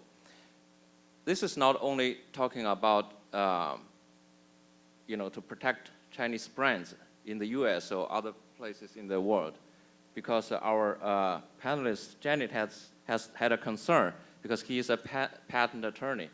She thought she has not something to say in this panel, but I was talking to her that the Chinese brands going global is like Apple going China. It's not only talks about trademark protection. It's talk about the challenges a company is going to face in every aspect, in like a culture, compliance, in regulatory, and also in the legal aspect. And most part probably is IP aspect. So we are going to talk about, for example, ZTE. When their brand coming to the U.S., they are going to face, in addition to the regulatory compliance, they are going to face patent challenges, trademark challenges. Of course, they also have their trade secret know-how to protect, and in the U.S. and also investigate other infringers, and so on and so forth. So this panel is going to talk about everything in the IP law. Now, Adair, you want to talk about first your stories about the challenge you face, your company DJI face in the U.S. Actually, DJI was founded in 2006, and its first product is actually targeting the global markets. And as we said, as you have all know that we now have the Phantom series drone, which is the world's most loved drone of all our consumers. And basically, this tells that our market is global, and the majority of our market share comes from the States. So basically, tells that we are actually, although we are based in China, but actually we are Silicon Valley companies. So now this means his company is Silicon Valley company. So basically, tells us that our IP practice has to be meet the world's best practice, and basically can say we can achieve the good results in US, in China, in Japan, in the European Union. So that means that our drafting of patents has to be not in Chinese, but in different kind of languages, especially in the English. And when we want to prosecute our patents, we have to make sure that the claim contents and the claim structure has to be complied, meet the demands of PTO, SIPO, JPO, and the EPO. And some of problems we've encountered in the States is, as you know, that all of our competitors drone competitors over the world, they are now there are so many competitors over there. And the DJI, that definitely is the world's largest drone companies. And what we are currently doing is we want to use we have the world's, first tier R&Ds, and then we achieve and if you see our products in the market, we always sell our products. I mean, among all the peer products in the market, we are the most expensive one, yet the most advanced one. That's why that we want to make sure that our patents got issued in the States as quickly as possible, so that when in the future, all the copycats all the other countries, they want to sell their products in the U.S., we can do some things to enforce our patents. This is the first problems we can encounter in the States. The other is, as we have R&D office here, and basically, the working culture between the States and China and Japan are always different. And we are trying to find a way to sort of make sure that the three offices, the R&Ds in three offices can collaborate together and to achieve the great results. Yeah. Andrew, you're also a IT company, and in terms of, because you are related to Adair, because I saw in his bio he likes TMT, it's telecommunication, media, and technology, or maybe I sometimes interpret it like too much technology for Adair. And your ZTE is also a very technology-focused company, and you are also a very international company, because I heard from one of your counsel in very early years, when the company decided the English name for ZTE, they have several plans, and they picked ZTE is they want to this company to be a very international company. And I want you to comment on their story, and also have to tell us your challenges in the U.S. from your perspective. Sure. So let me, first of all, I have a responsibility back to the organization to continue to report, obviously what my day-to-day activities are and things that I participate in. So what I'd like to do first is see if somebody could just come up here and take a picture with my phone with this in the background. So right after I get this picture, I'm going to I got one of the same phone? Huh? I got This is the one that you're going to get, but okay. I need to put it on WeChat, so I need to make sure that. So, Mr. Xu, would you mind just taking a quick picture of us? Just hit this button right here. Guys, if you wouldn't mind coming in just a little bit here.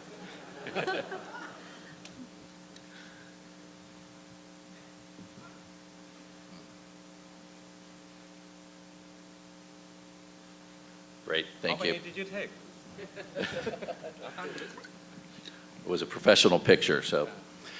Just a little bit about ZTE. So you probably know who ZTE is as an organization that was kind of born and raised in China, and then taking advantage of some policies that were put into place back in the 80s.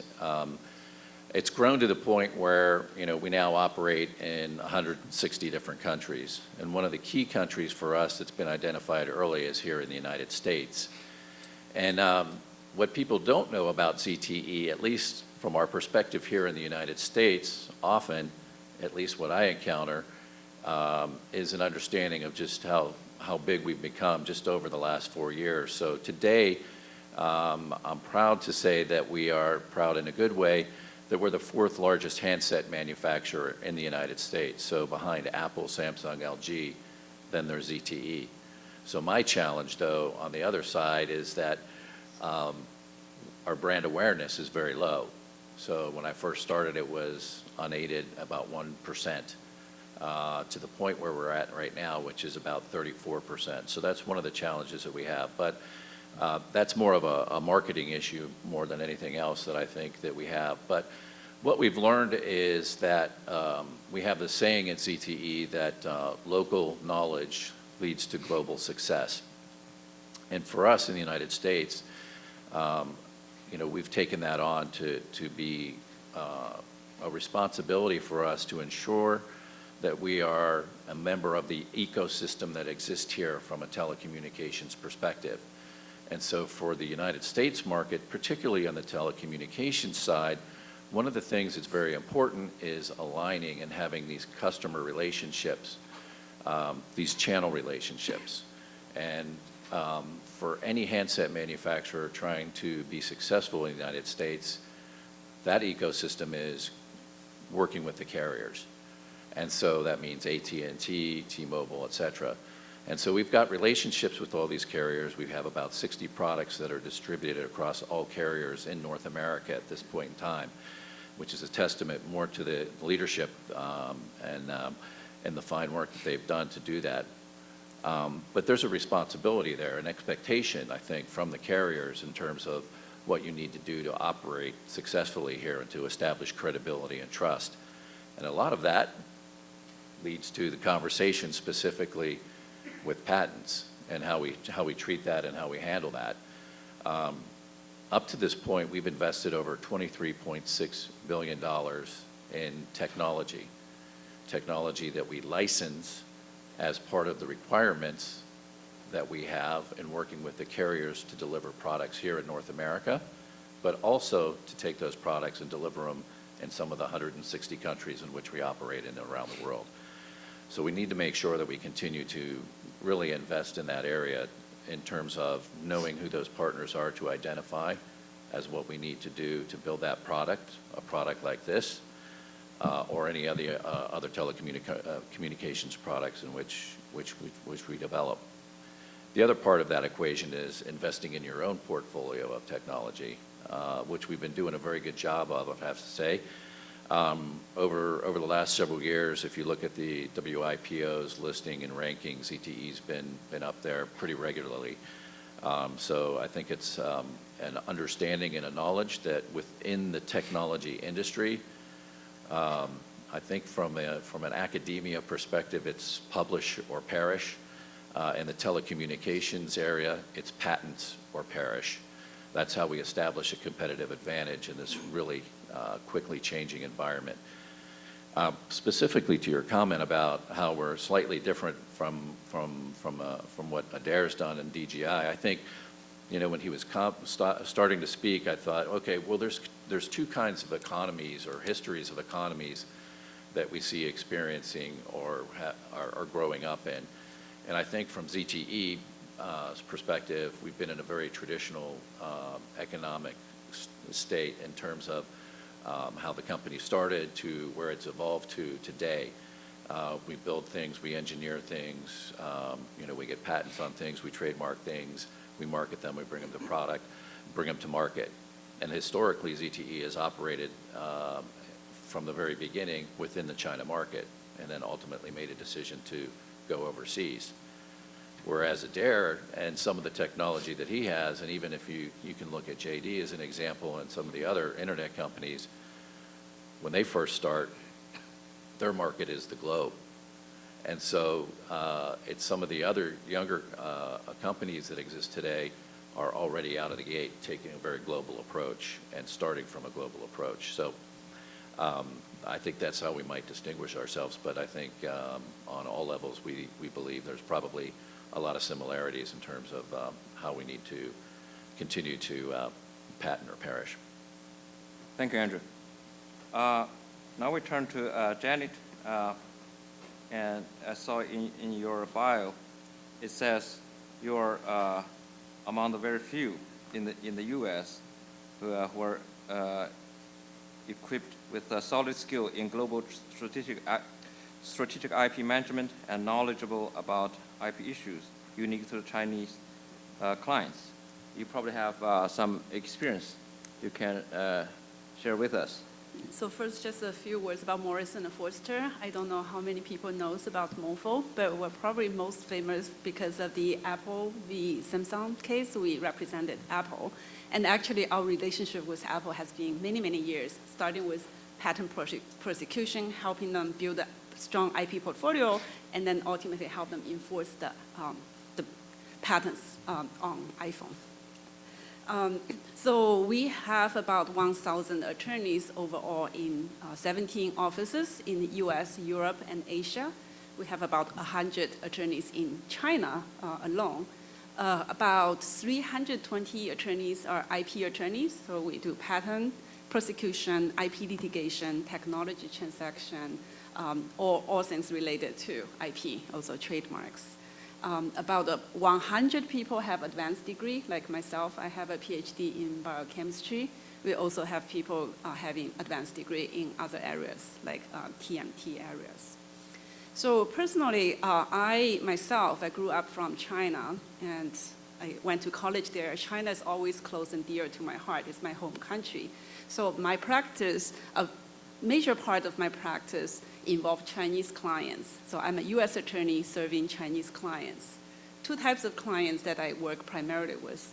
One type is innovative companies with global mindset that they know early on or they later realize that it's important to go out of China and file patent or application, build a strong IP portfolio globally. So that's the kind of clients I work with a lot, helping them build a very strong IP portfolio, taking the skills I learned by serving big pharma clients like Genentech, Celgene, which is now away from here. That's my day-to-day clients, but I can use those skills to serve Chinese clients. That's one thing that I love to do. The other part is helping Chinese investors come into China, whether they want, it's like a big company, they want to expand their presence by acquiring a technology, or VCs or PE funds that want to invest on cutting-edge technologies. So I work a lot with those people to help them identify the best technology that they can invest on. And there are several parts. One, is the IP that they're acquiring really solid? Does it have any issue, or is it going to give me some valuable protection when I do come to the United States or Europe or Israel, which we also work on? Two, if I acquire this technology, am I going to run into some IP risk? And that's another big issue people need to be aware of when going outside of China, because there are a lot of patents out there filed by other people which may be dominating your technology.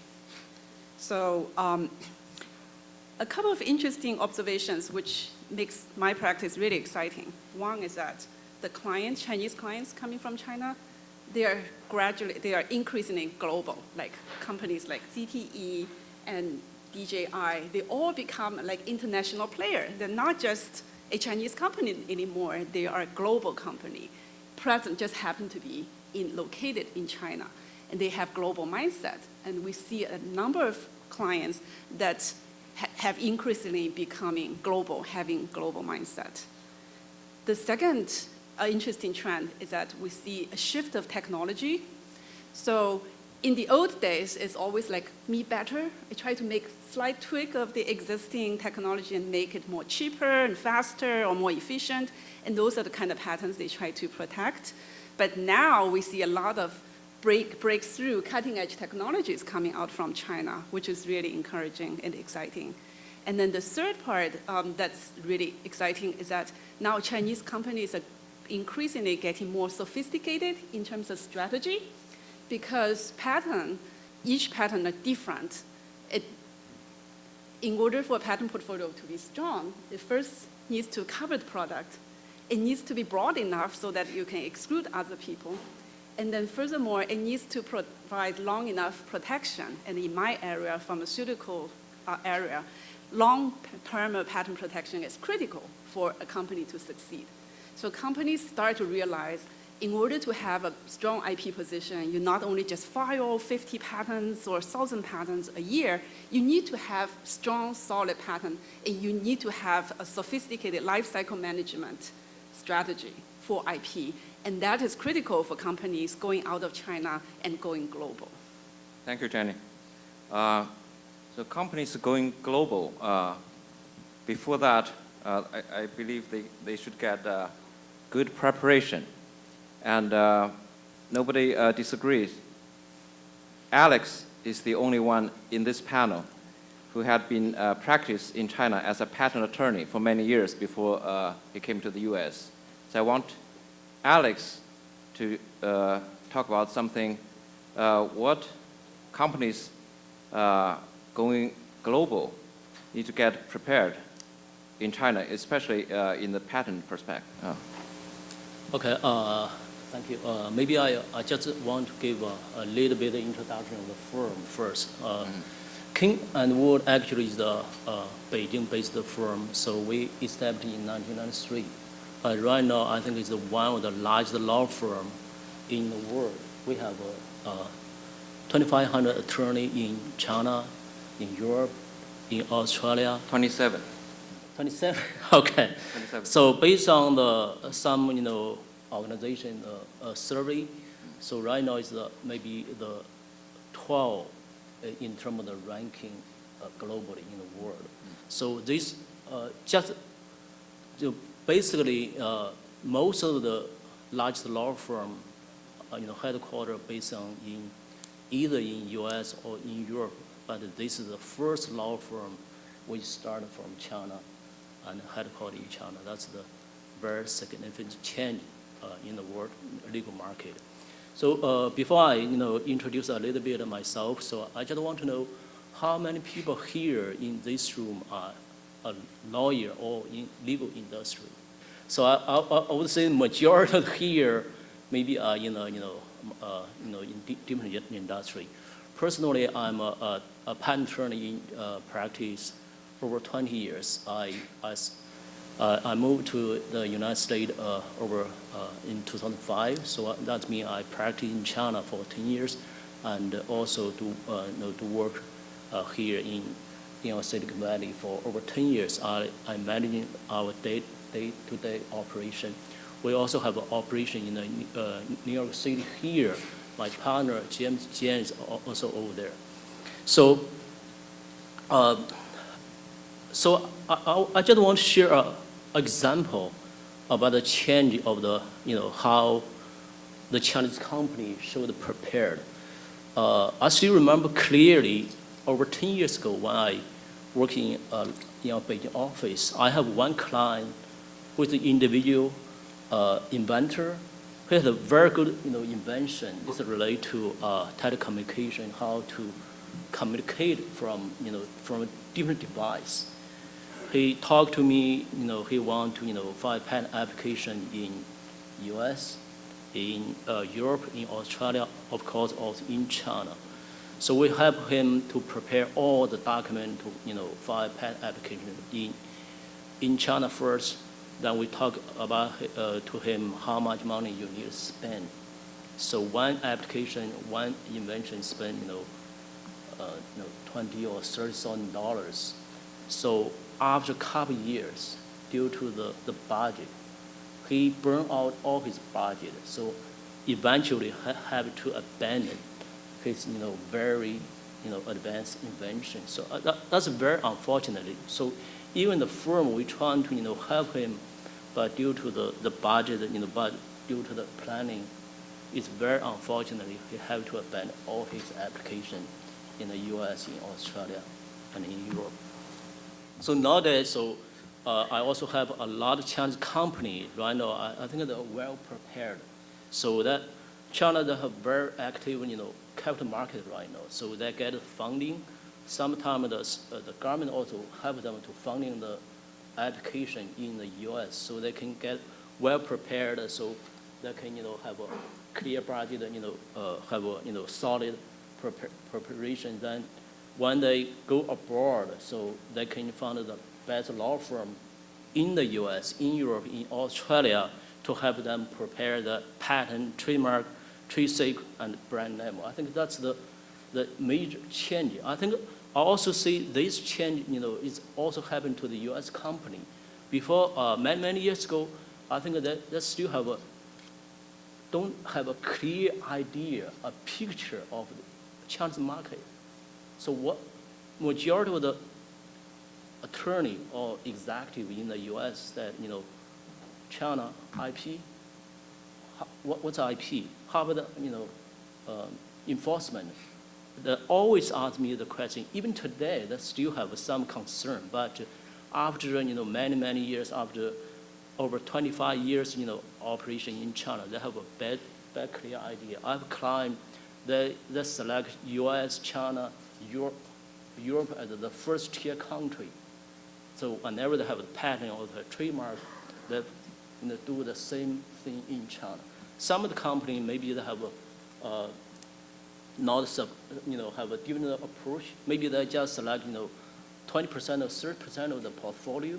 They try to go there and find a clear solution. So I think today for the Chinese company, they still have a lot of room to improve. But this is the lesson they can learn from early on from the U.S. company.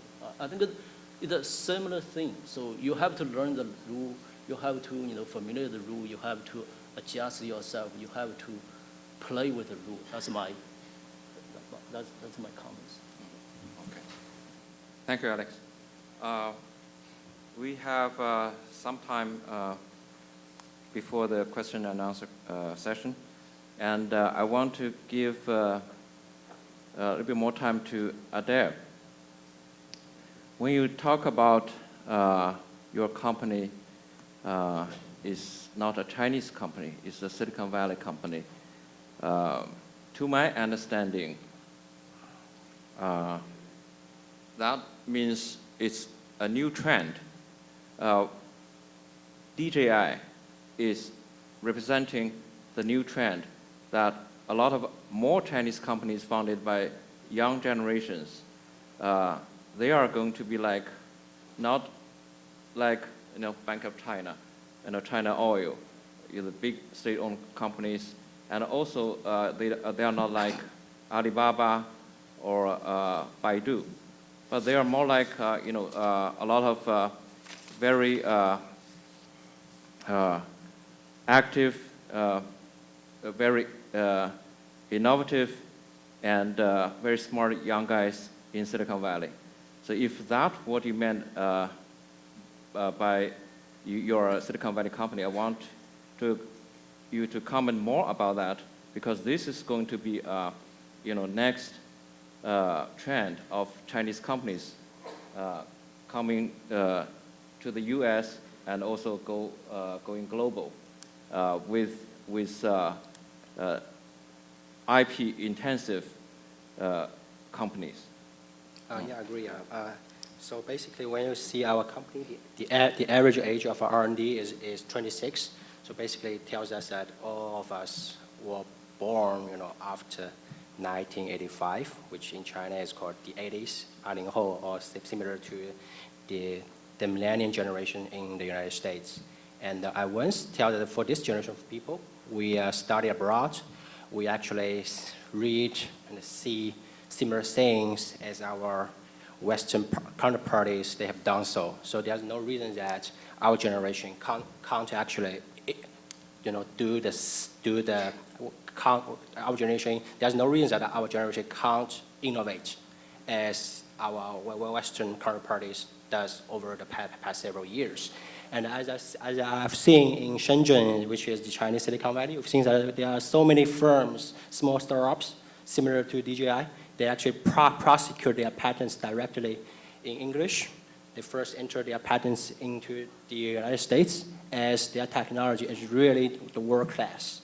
And basically, in our view, that if China, in the next 10 years, every year there will be a company like DJI coming out from China. In 10 years, China will be much promising than it is right now. And to promote this, our DJI is actually sponsoring a competition called RoboMasters in China, and I think in the next 5 years, the competition will spread to the United States, to Europe, and to Japan. The motivation of this competition is that when you see the world now, if people, you are born with a very beautiful face, you can be a supermodel of, Victoria's Secret. If you can sing a song well, you can be a singer like the Lady Gaga, or say the Justin Bieber. But when you are really smart, you can't make so much money compared to the same guy who can sing well or looks beautiful. This is basically unfair to the smart person. So the reason that DJI wants to promote this competition globally is to encourage the smart people to get the same social recognition around the globe. They can use, let's say they get a championship in this competition, they can use it as, a key extracurricular activities when they apply to Caltech, MIT. Basically, we want to make sure that the global engineering community can get the recognition that they should get. Yes. Thank you. I love that idea. So I have 2 sons that I need to enroll in that competition. It's exactly what I told him to do. Okay. Adair and I, we said each other today in the first row.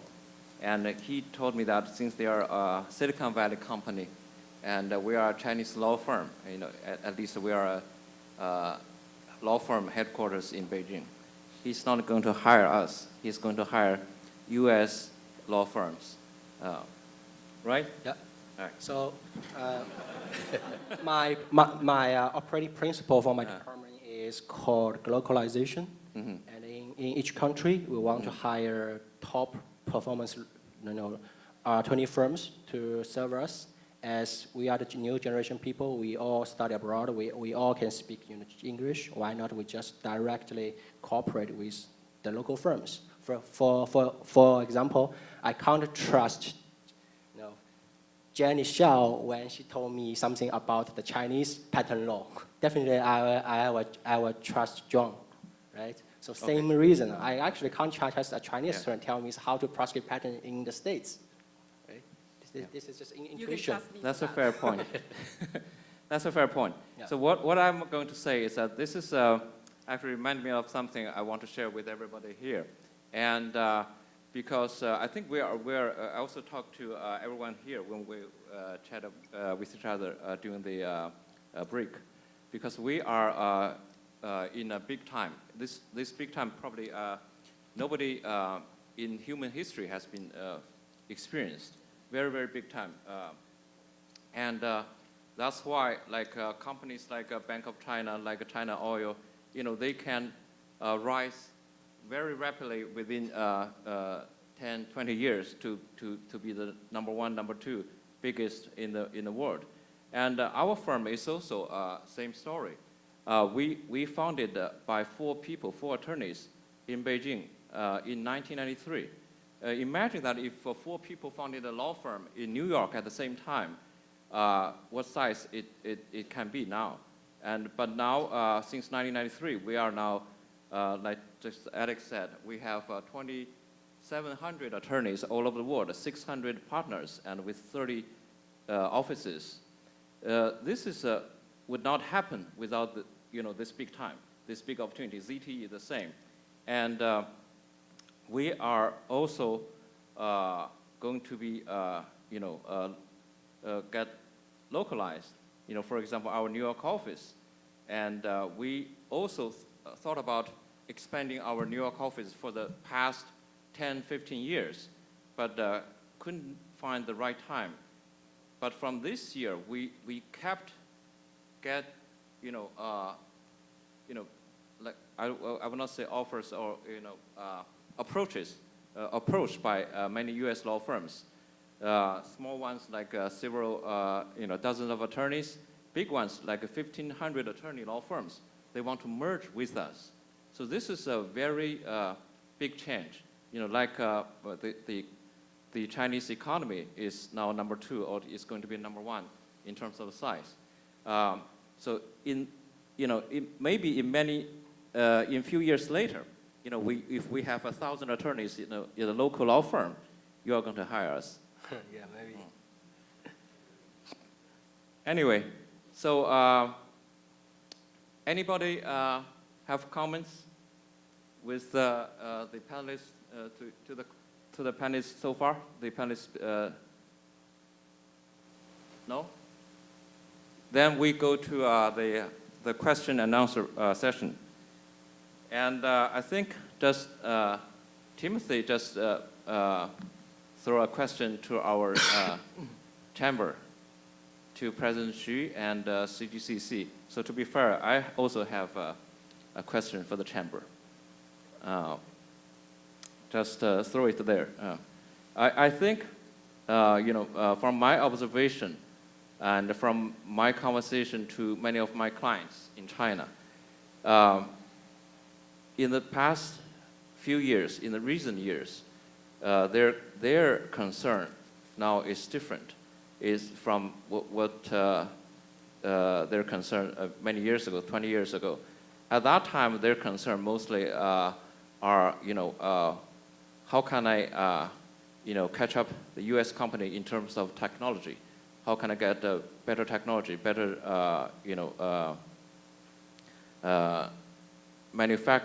better products from fabrication, for example. But now they have the Chinese companies, they can fabricate, Class A, first class products in the world. same quality as the ones made in Germany, Japan, and the US. And they have, their technologies have been improved a lot more than you can imagine. It's very, very different now. But still, so many Chinese companies say they cannot be like US company. China is far away from US, not only technology, but the system, the whole country's fundamental system, the management system, the government, design of the whole system, and the legal system, and the quality control system. So that part, I think, one company, they can do nothing about that.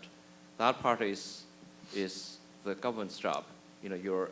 Our distinguished guests, and their job. So I throw this question to you: what can be done from the government's part? Now I give our audience the opportunity to raise questions to our speakers. China is getting to be more globalized in the world, and as the Sino-US economic structure is so supplementary and complementary, and especially after almost 3 decades opening its door to the outside world. So China, on the one hand, the Chinese companies is getting to catch up with the Western companies.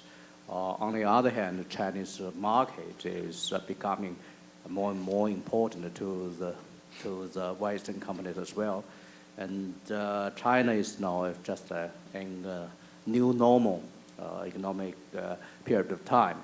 And on the one hand, China is a large market to the international brands, and also China's companies have the opportunity, also have the capability to going abroad, going global to expand this market.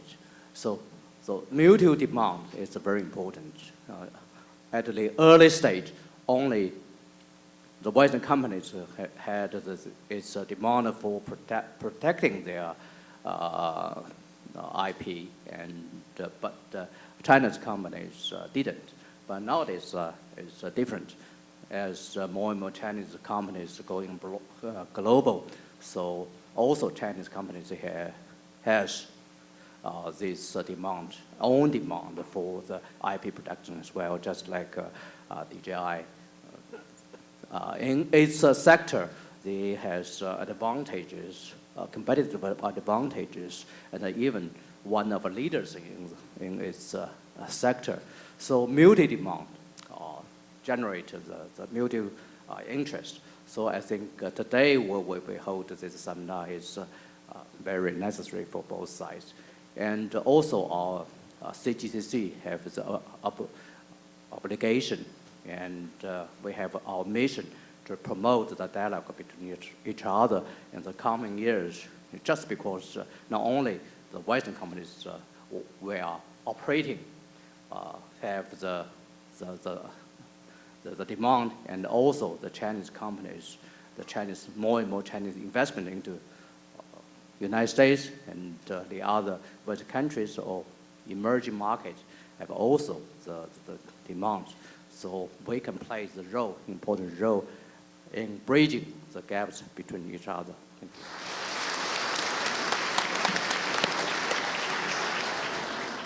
I just wanted to add 2 comments onto that, if I may. One is that, I know you're asking the CGCC to step up and possibly explore other opportunities or areas where... No problem, Andrew, you're a member.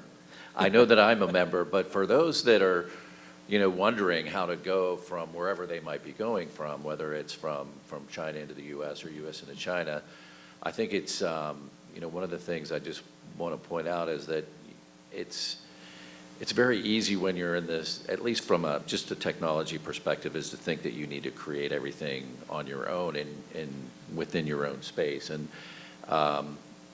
you know, I think one of the learnings, at least from our perspective, was that we can't build it all by ourselves, and we may not be allowed to build it all by ourselves as well, too. So I think there's some, if there's an opportunity for any one of the companies or for us to partner with companies that are interested in trying to bring that technology from China into the U.S. or U.S. into China, I think we're a company that sits in a place that could potentially help. So I guess there's kind of that piggybacking effect. So how can we, you know, utilize this organization as a way to do that?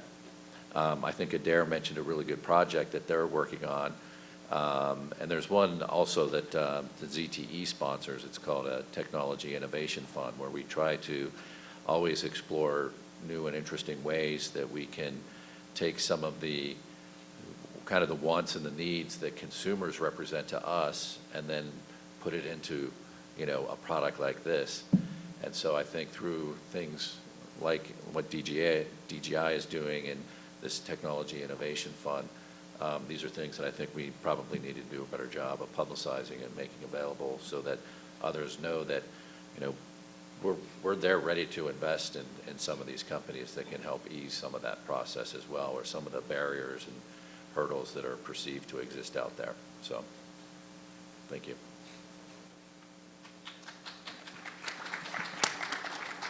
Question. Thank you. I'm Dennis Carr. I'm going to address to the panel, Jonathan, if I heard you correctly, you were saying that the government, China government, needs to take more action to publicize the brands. But I see everybody up here with a growing brand. There's a lack of recognition of brands from China, which are, those of us in the room who have studied it, see the cutting edge.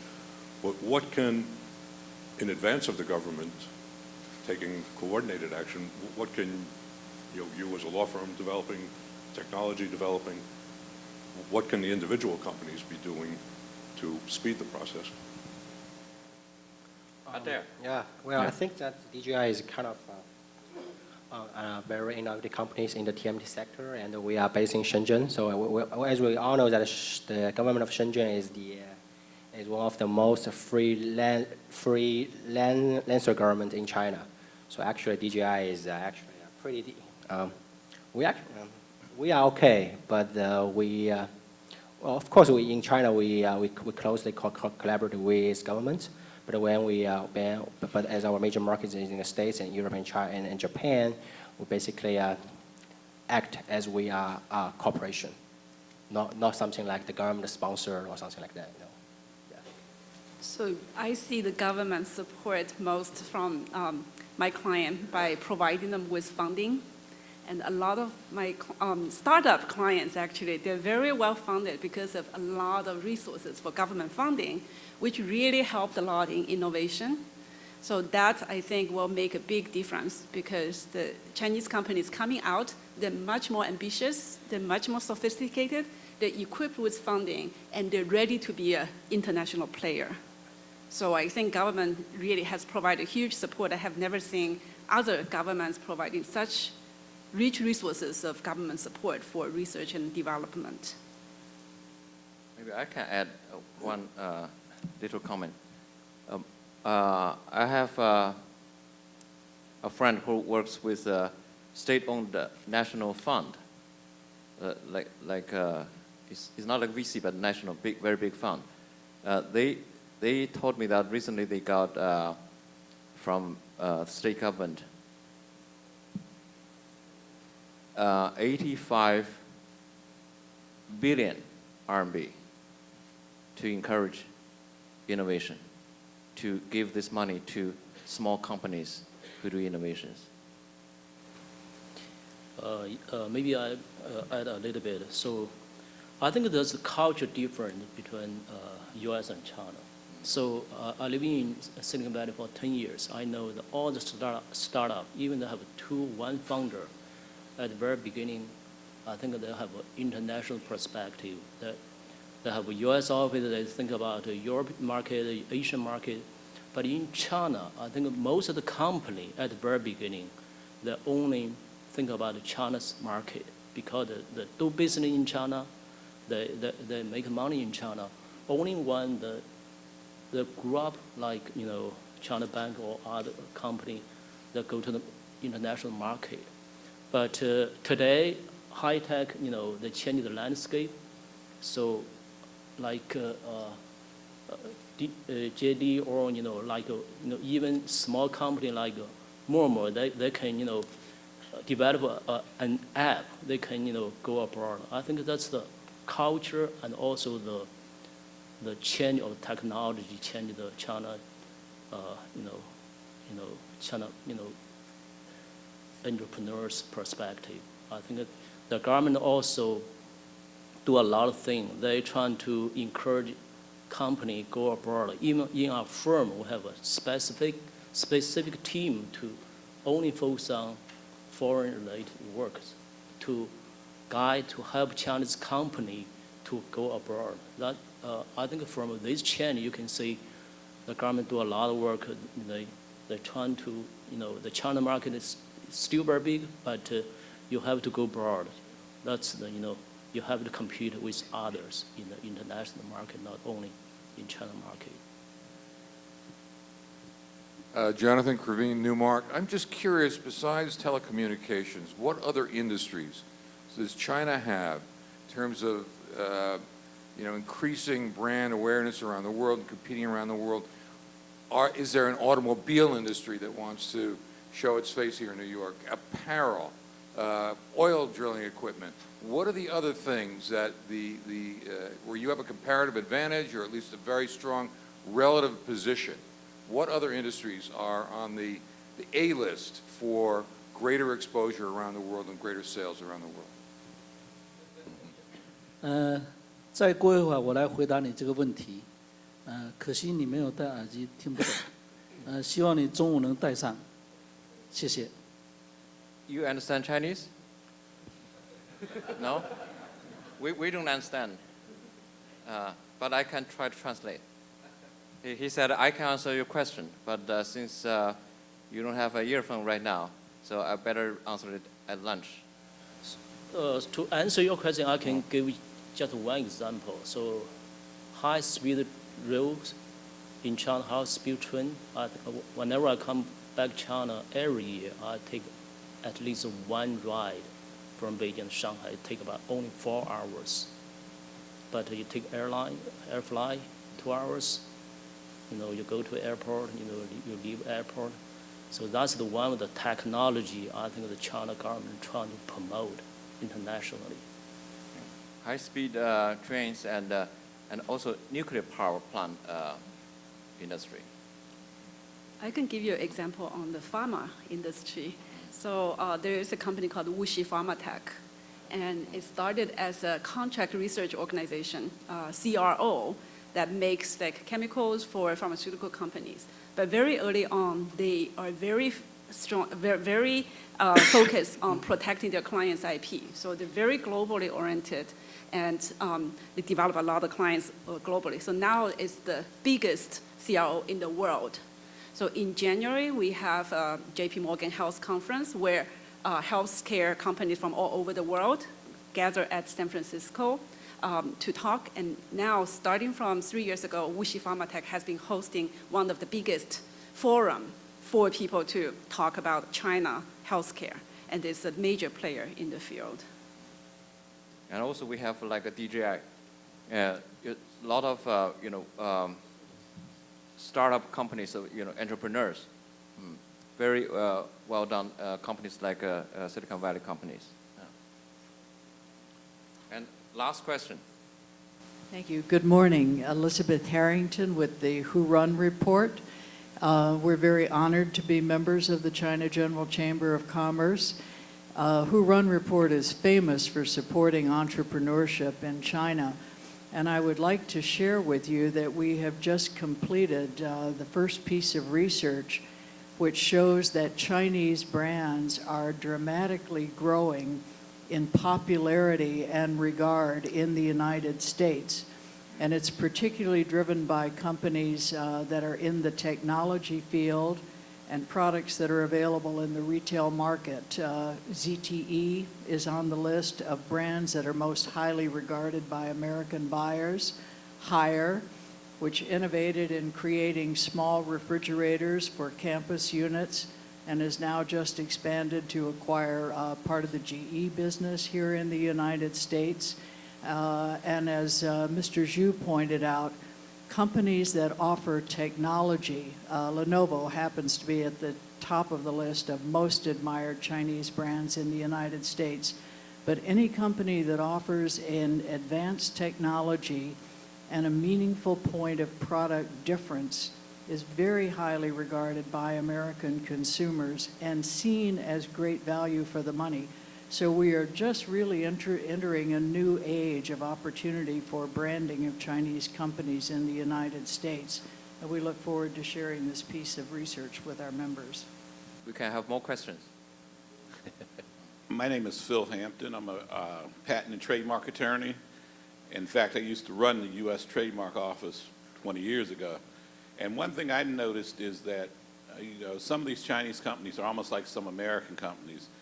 You're so technologically advanced, but you forget about the actual branding part. Sometimes if you're the first on the market with a great product, you should be equally, if not more, involved in getting your trademark and your brand together. Because once you're the leader and people know how to find you, that's great. Even if the U.S. Patent Office, which has been very slow to issue patents lately, takes its sweet time in getting you a patent, you should really concentrate on getting a brand and possibly even changing the brand. To me, one of the greatest branding stories is LG. LG 25 years ago was considered a terrible brand, Lucky Gold Star. And now LG is considered one of the world's greatest brands. LG is not here. So, yeah. So I'm saying think about rebranding and think about really the trademark aspect of your intellectual property as well as your patents. No, I think his comments are well received, having encountered a few issues where we weren't necessarily as astute in those areas. But I will say that increasingly, this is why for our organization, we've really tried to, the company itself, from where it started from to where it is today, the business has changed dramatically. It's gone from building a black box that sits in a back room that needs to be running 99.99% of the time. And when you think about marketing a product like that, that's a B2B play. And frankly speaking, if once that black box goes in the back room, they don't really care. They just want to make sure that it's running and up, and it's it's providing the utility that it was designed to do. To where we are today, where LG, I think, has a similar set of issues that they're working through and accomplished in some degree, which is now I have to have a conversation with the consumer. Well, when you talk about a black box sitting in the back room versus a mobile device, which is trying to appeal on a more emotional level to a consumer, those are, I'm sure DJI doesn't have this issue, but at ZTE we certainly have looked at how can we do a better job of that, and that's where we're trying to take the consumer and put them at the forefront of everything that we design and build, because once you understand that, then conversely, or in addition to that, when it comes time to actually bringing that product to market, you're using the right vernacular to have that conversation with the consumer. So, and part of that is, your brand. How do you want to communicate with your consumers? And what is the personality that you need to take, which has absolutely nothing to do with IP, but if you don't have that IP, then you may not even get to the point of being able to have that conversation to tell them how wonderful that thing is that you've just invented is for that consumer and why they would want that particular piece of technology. So it's a lesson well learned that I think all technology companies have to figure out how to address better. Yeah, I agree with the branding and trademark are important for companies, especially for us. One interesting story I can share is when I interview guys, the trademark guys in China, I always ask them one question as a starting point: is what is the disadvantage of international trademark filing using Madrid Protocol from China? 90% of person can't answer this question correctly. If someone can answer this question correctly, I can actually, give him a pass to my interview. And another interesting story I want to share with you that as my department are now actively looking for anti-counterfeiting specialists who understand both U.S., European, Japanese, and Chinese, trademark, copyright laws, so that they can come into my department to coordinate with branding and anti-counterfeiting, vehicles. I think let's give a warm applause to all our panelists.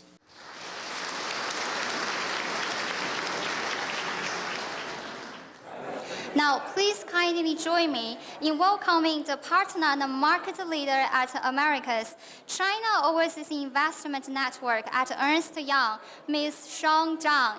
Thank you very much. Please give her a big applause. Thank you.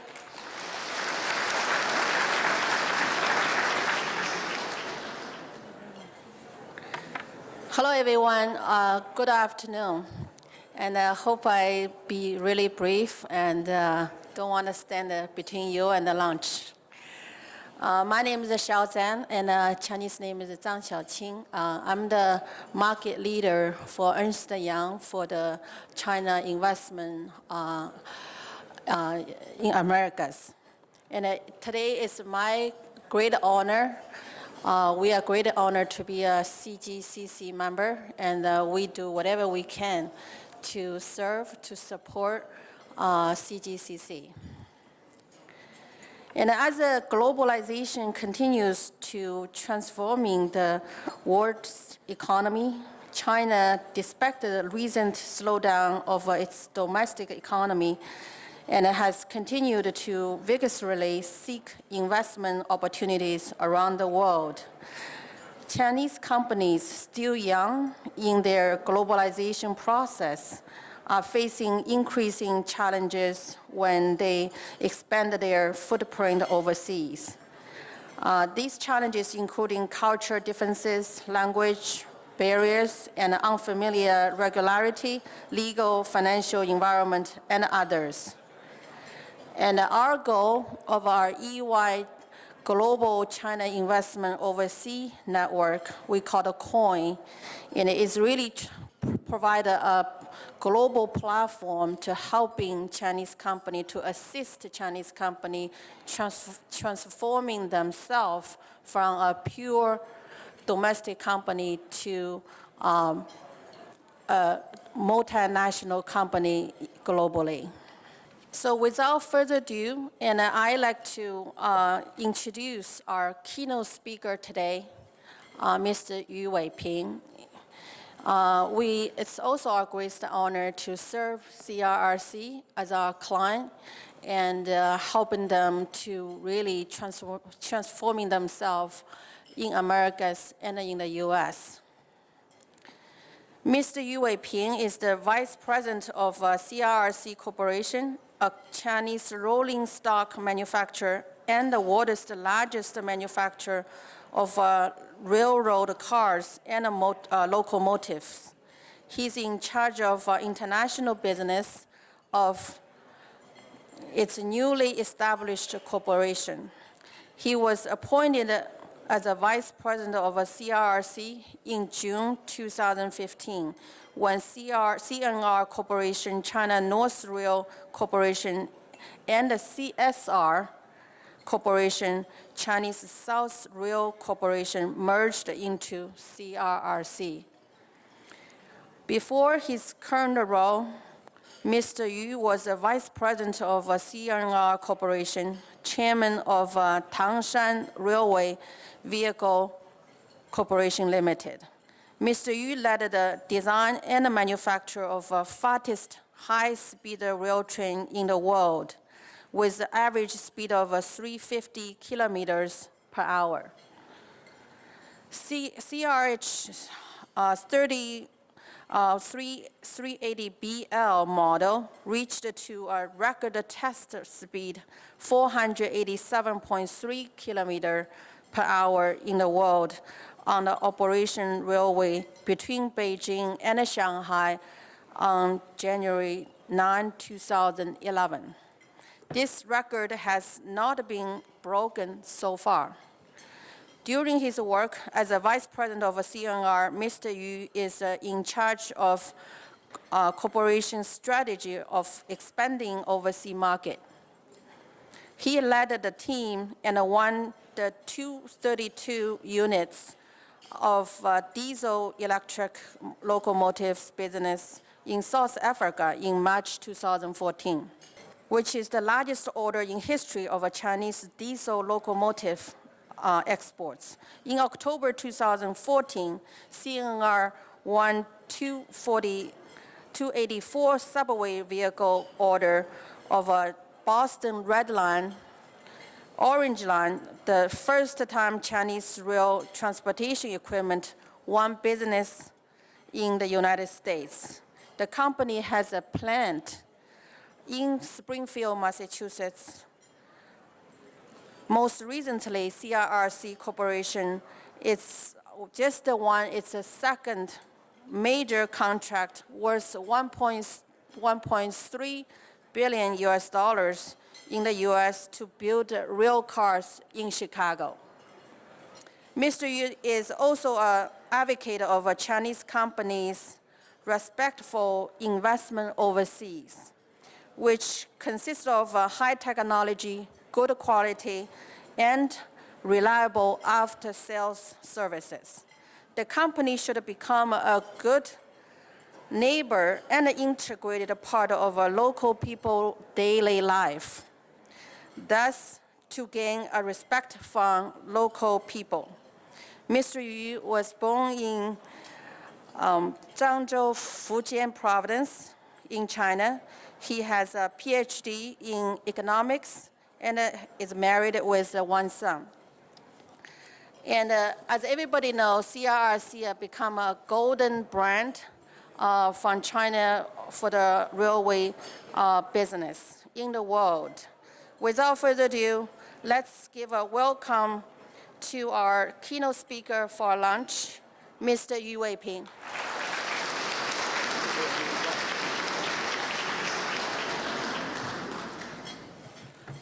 感谢席成会长，感谢上午的演讲者，让我们学会了很多知识产权和品牌的知识，以及如何走出去。更感谢在提问的时候，有一位先生问到：中国有什么品牌，有什么技术能够走出去，让美国人感到幸福和满意呢？ 我现在刚才我说的，我现在就回答他，请大家请看，这是什么？中国高铁，大家知道，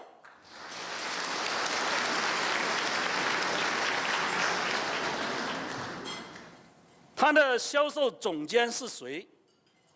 大家知道吗？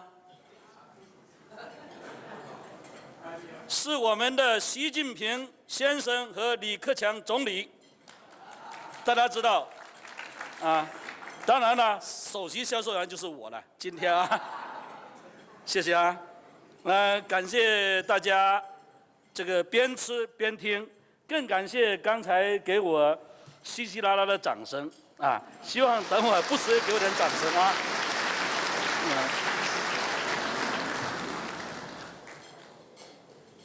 每次来纽约啊，我都会想起20多年前，在电视连续剧《北京人》在纽约中，刘欢先生曾经唱过的那首歌 ，Time and time again, you ask me。虽然我是唱得不好啊，但是我是尽量表达我这种心意，问我到底爱不爱你。 答案是什么呢？当然是的 ，Yes, I do。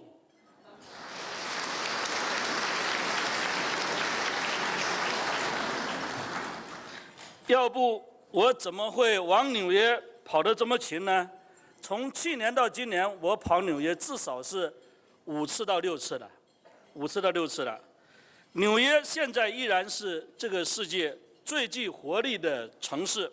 当然了，如果纽约地铁也像我们的波士顿地铁、芝加哥的地铁换成中国中车生产的新车辆，那就是非常的 beautiful 完美了，非常的完美了。我记得去年我也是参加我们商会的活动，特别是去年在哈佛的中国论坛的时候，我们已经获得了波士顿的订单。今年当我们习会长给我们发出邀请，我接到会长的时候，又有好消息传来，我们中标了芝加哥846辆的地铁项目，拿下了总金额13亿美元的大订单。特别是当时我正在参加中国的全国人民代表大会，因为我是人大代表，所以让我在这个大会的后面日子极有面子。很多代表都来祝贺我，很多原来都围着这明星去采访的记者们歘转过来了。这个一下子让我感受到这个比明星还牛的感觉。按照年轻人的话，这个叫飞儿倍爽啊。当然了，在这我也不能忘记刚才介绍我的安永的中国叫做美洲区中国负责人的张小欣女士，所以说我给她一个 hug 啊。刚才是以行动，现在是以语言来表示感谢啊。2015年，中车的国际销售业务同比增长了60%以上，尤其是在全世界非常关心的高铁项目上，更是红红火火。中老铁路、中泰铁路、匈塞铁路、印尼的雅万高铁、俄罗斯的高铁都先后启动了，所以我希望明年的这个时候，我会给大家带来更多的好消息和大家分享。那么讲到品牌，我想和大家分享，我负责海外业务这么多年来，对品牌的理解和感受。第一点就是中车的走出去靠的是自身实力。去年在美国的春田基地奠基仪式上，许多记者问我同一个问题：跟其他的竞标者相比，为什么中车能够中标？中标意味着什么？这是很尖锐的问题，而且是大家很统一的问题。当时他们认为我回答是低价，我回答他们是什么呢？实力决定一切。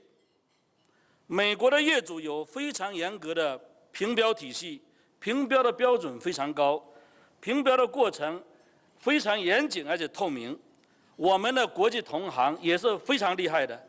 你说西门子、宝马迪、阿尔斯通不厉害吗？都是很厉害的。但是最终的业主选择了 CRRC 中车，这说明什么呢？说明我们的产品在技术、质量、价格、交货期、服务、业绩、社会责任等各方面，在世界的范围内都具有了相当的实力 ，powerful。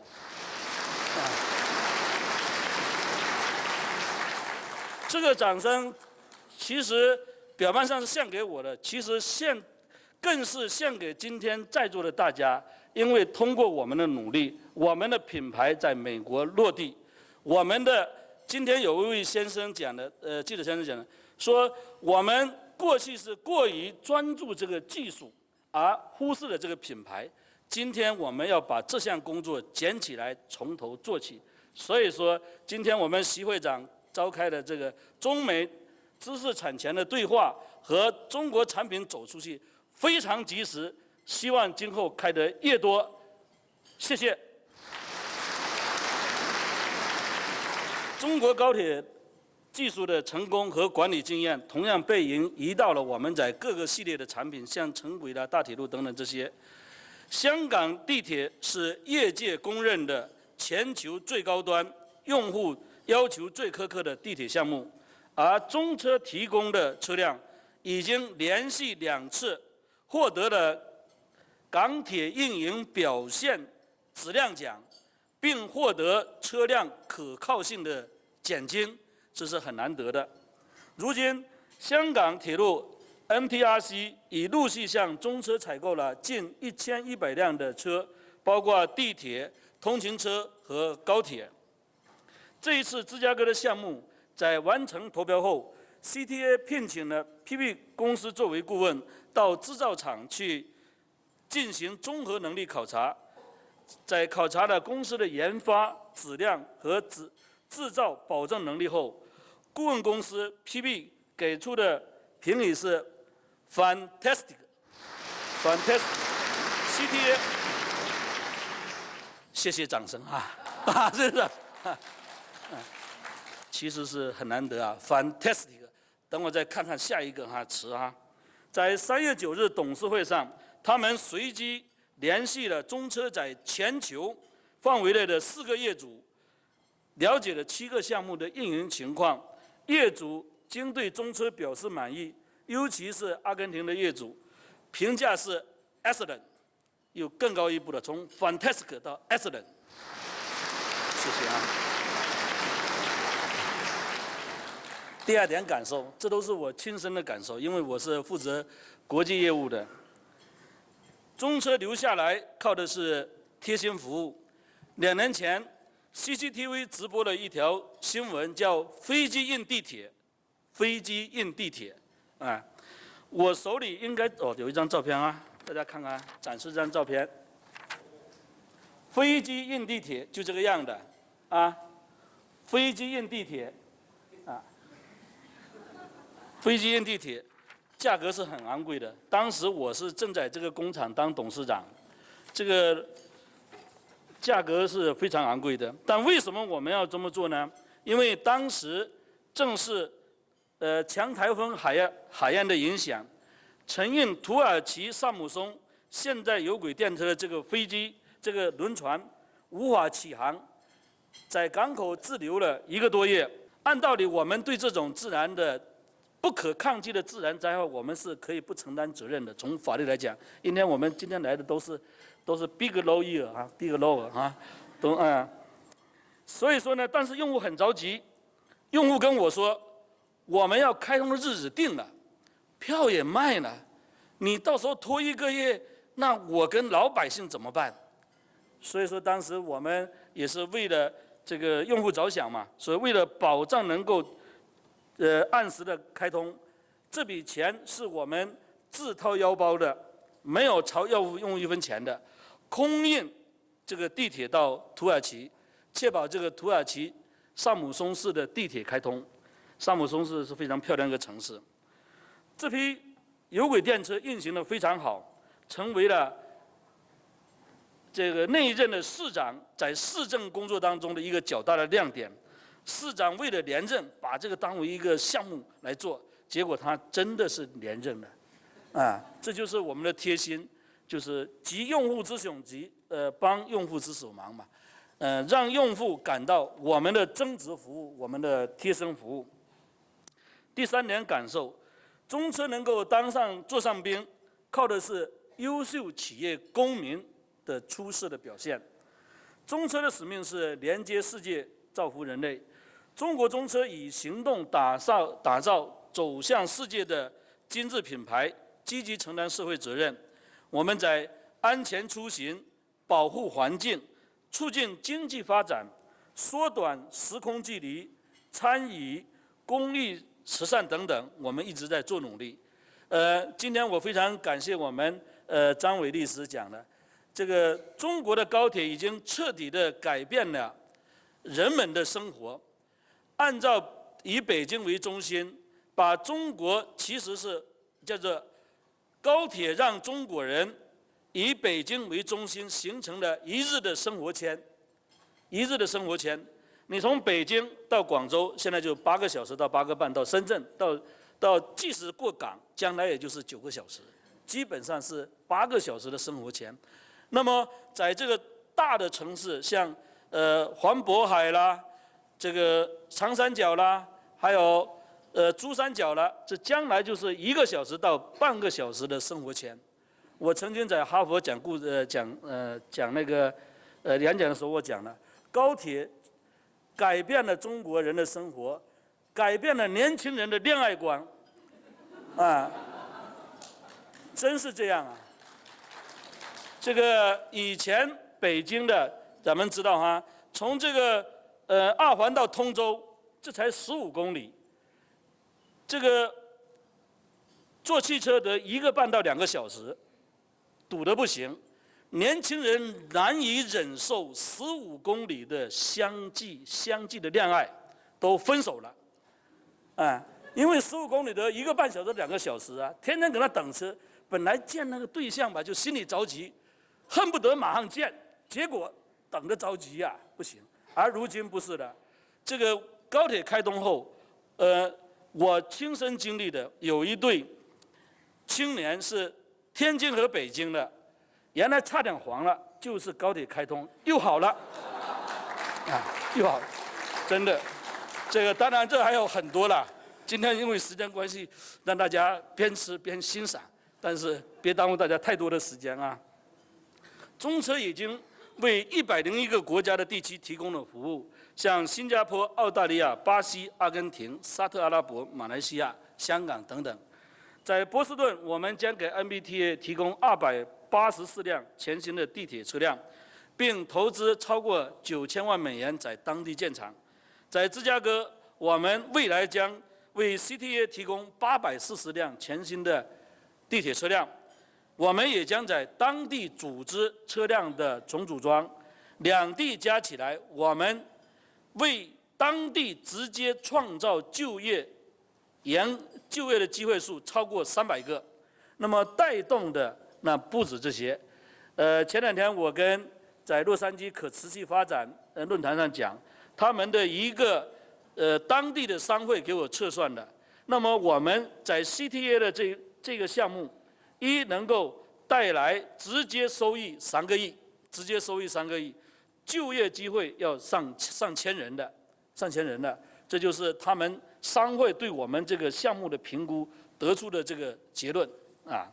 去年9月在春田基地开工的时候，有一位叫迈克的老人，美国叫迈克老人，找到我问我们能不能参加我们这个奠基仪式。他告诉我，中车购买的春田这块土地是原来西屋电器的厂址，厂内就是这个厂内有一座近100年历史的红砖房，我特意给他照了相，今天拿来给大家欣赏。这是100年前的西屋电器的厂址，很漂亮的啊，是这个厂址是红的这个红的这个，他说他的父亲和他的爷爷都曾在这里工作过。老房子曾经是春田工业的骄傲，确实是骄傲。我看呢，那时候还有一个100多年的摩托，那个摩托好像不是哈雷，还有一个叫什么枪，就是那时候春田的凯瑟枪，就是在那个越战的时候还用过，我还看过，在越战的时候，确实是老工业基地。他说，这老房子曾经是春田工业的骄傲，承载着春田人对过往工业辉煌的回忆和眷恋。他说我时不时的我就到这来看一看，想他的时候我就来看一看，就有一种满足感。他说呢，他听说了我们中车为了当地人这种情感，把这个其实我们建设方案是把它拆掉的，但是我们变更了这个建设方案，将本来应该拆除的老房子，现在给它维护保养修缮下来了。下一步我们可能要给它做一个春田的工业史的展览馆，让更多的春田人有到这个的满足的感觉。这个做法保留了他们的记忆，让他深受感动。所以说我们也愉快的当然邀请了他参加我们的奠基仪式了。奠基仪式，活动的当天那天是很热的，州长都穿着大白衬衫，把西服全脱了。这个照片我今天应该给拿来哈，但是我们很多记者都有啊，都有，穿着非常老式的西服，鼓鼓板板的，早到现场，然后特意把我拽到一边，告诉我，他母亲知道他要参加今天的奠基活动，激动的流下来了。母亲呢委托他给我们捎一句话，叫做“我们的春田终于迎来了工业的希望”，工业的希望，这是一个老母亲让一个穿着西装像我这么样，肯定还厚了哈，慢慢的捎来的一句话，让我非常的感动，真的，这个在异国的他乡能得到一位老母亲、一位老人的认可，这何等的荣幸啊！所以请大家给我点掌声啊！这个活动之后啊，他在自己经营的酒吧上贴上了2块欢迎中车来春田的布告，就这个，英语我看不太懂啊，他们这个布告啊，这布告，对，所以说欢迎大家到春田的时候到这个酒吧去喝酒，打9折，打9折啊，打9折。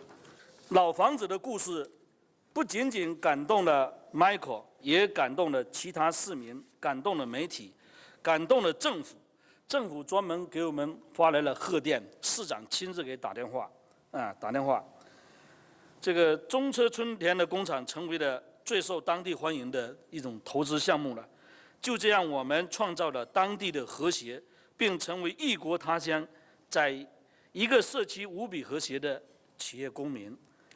这就是我所说的，叫做能够大家尊重你嘛，能够成为座上宾嘛，凭的是什么？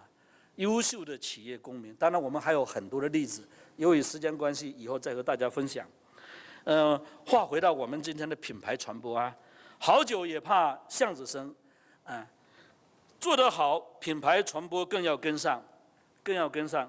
去年，我们中车以美国为起点，策划了中国高铁梦之旅的系列产品推广活动，和我们这个商会的中美商会发展友好历史正好是同期，我们在纽约还一起办了。活动利用中美铁路交往150年的契机，我们在哈佛、在香槟、在纽约和我们商会一起，知名大学和大型活动一起巡回的演讲和展览。我们专门为此拍摄的纪录片《中美铁路150年》，从第一批华工来美国参加太平洋铁路建设，梳理了150年来中美铁路的密切交往，引发了中美观众的强烈的梦。这一张就是这个修建太平洋铁路的一张照片。其实我上回在这个香槟讲的时候，我说美国梦是什么时候实现的呢？美国梦是在2次世界大战之后修建了太平洋铁路，正是太平洋铁路把美国的东部和西部连到了一起。美国的那任总统真正的把美国梦展现在了老百姓面前，正是由于太平洋铁路的开通，连接了美国的东部和西部，才推动了美国经济的大发展。大家都有这个，一看都查都有，这个记录都是有的。所以梦之旅，在美国推广中国高铁品牌，传播高铁文化，让高铁连通了中国梦和美国梦，引起了国内外媒体的疯狂点赞。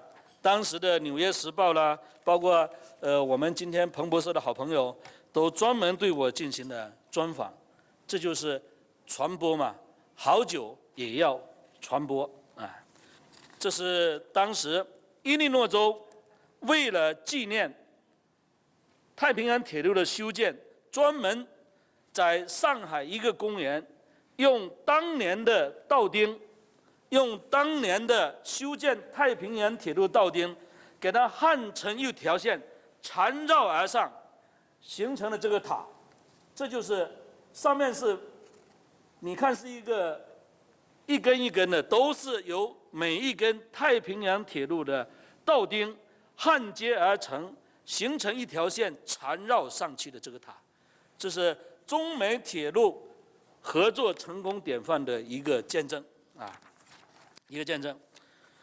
21世纪的人类交通正在以难以想象的速度发生改变。中车的品牌已在美国落地，未来我们将继续寻求在美国的投资机会，进一步服务美国的基础设施。我们的下个机会，也许是洛杉矶，也许是费城，也许就是今天我们在的纽约。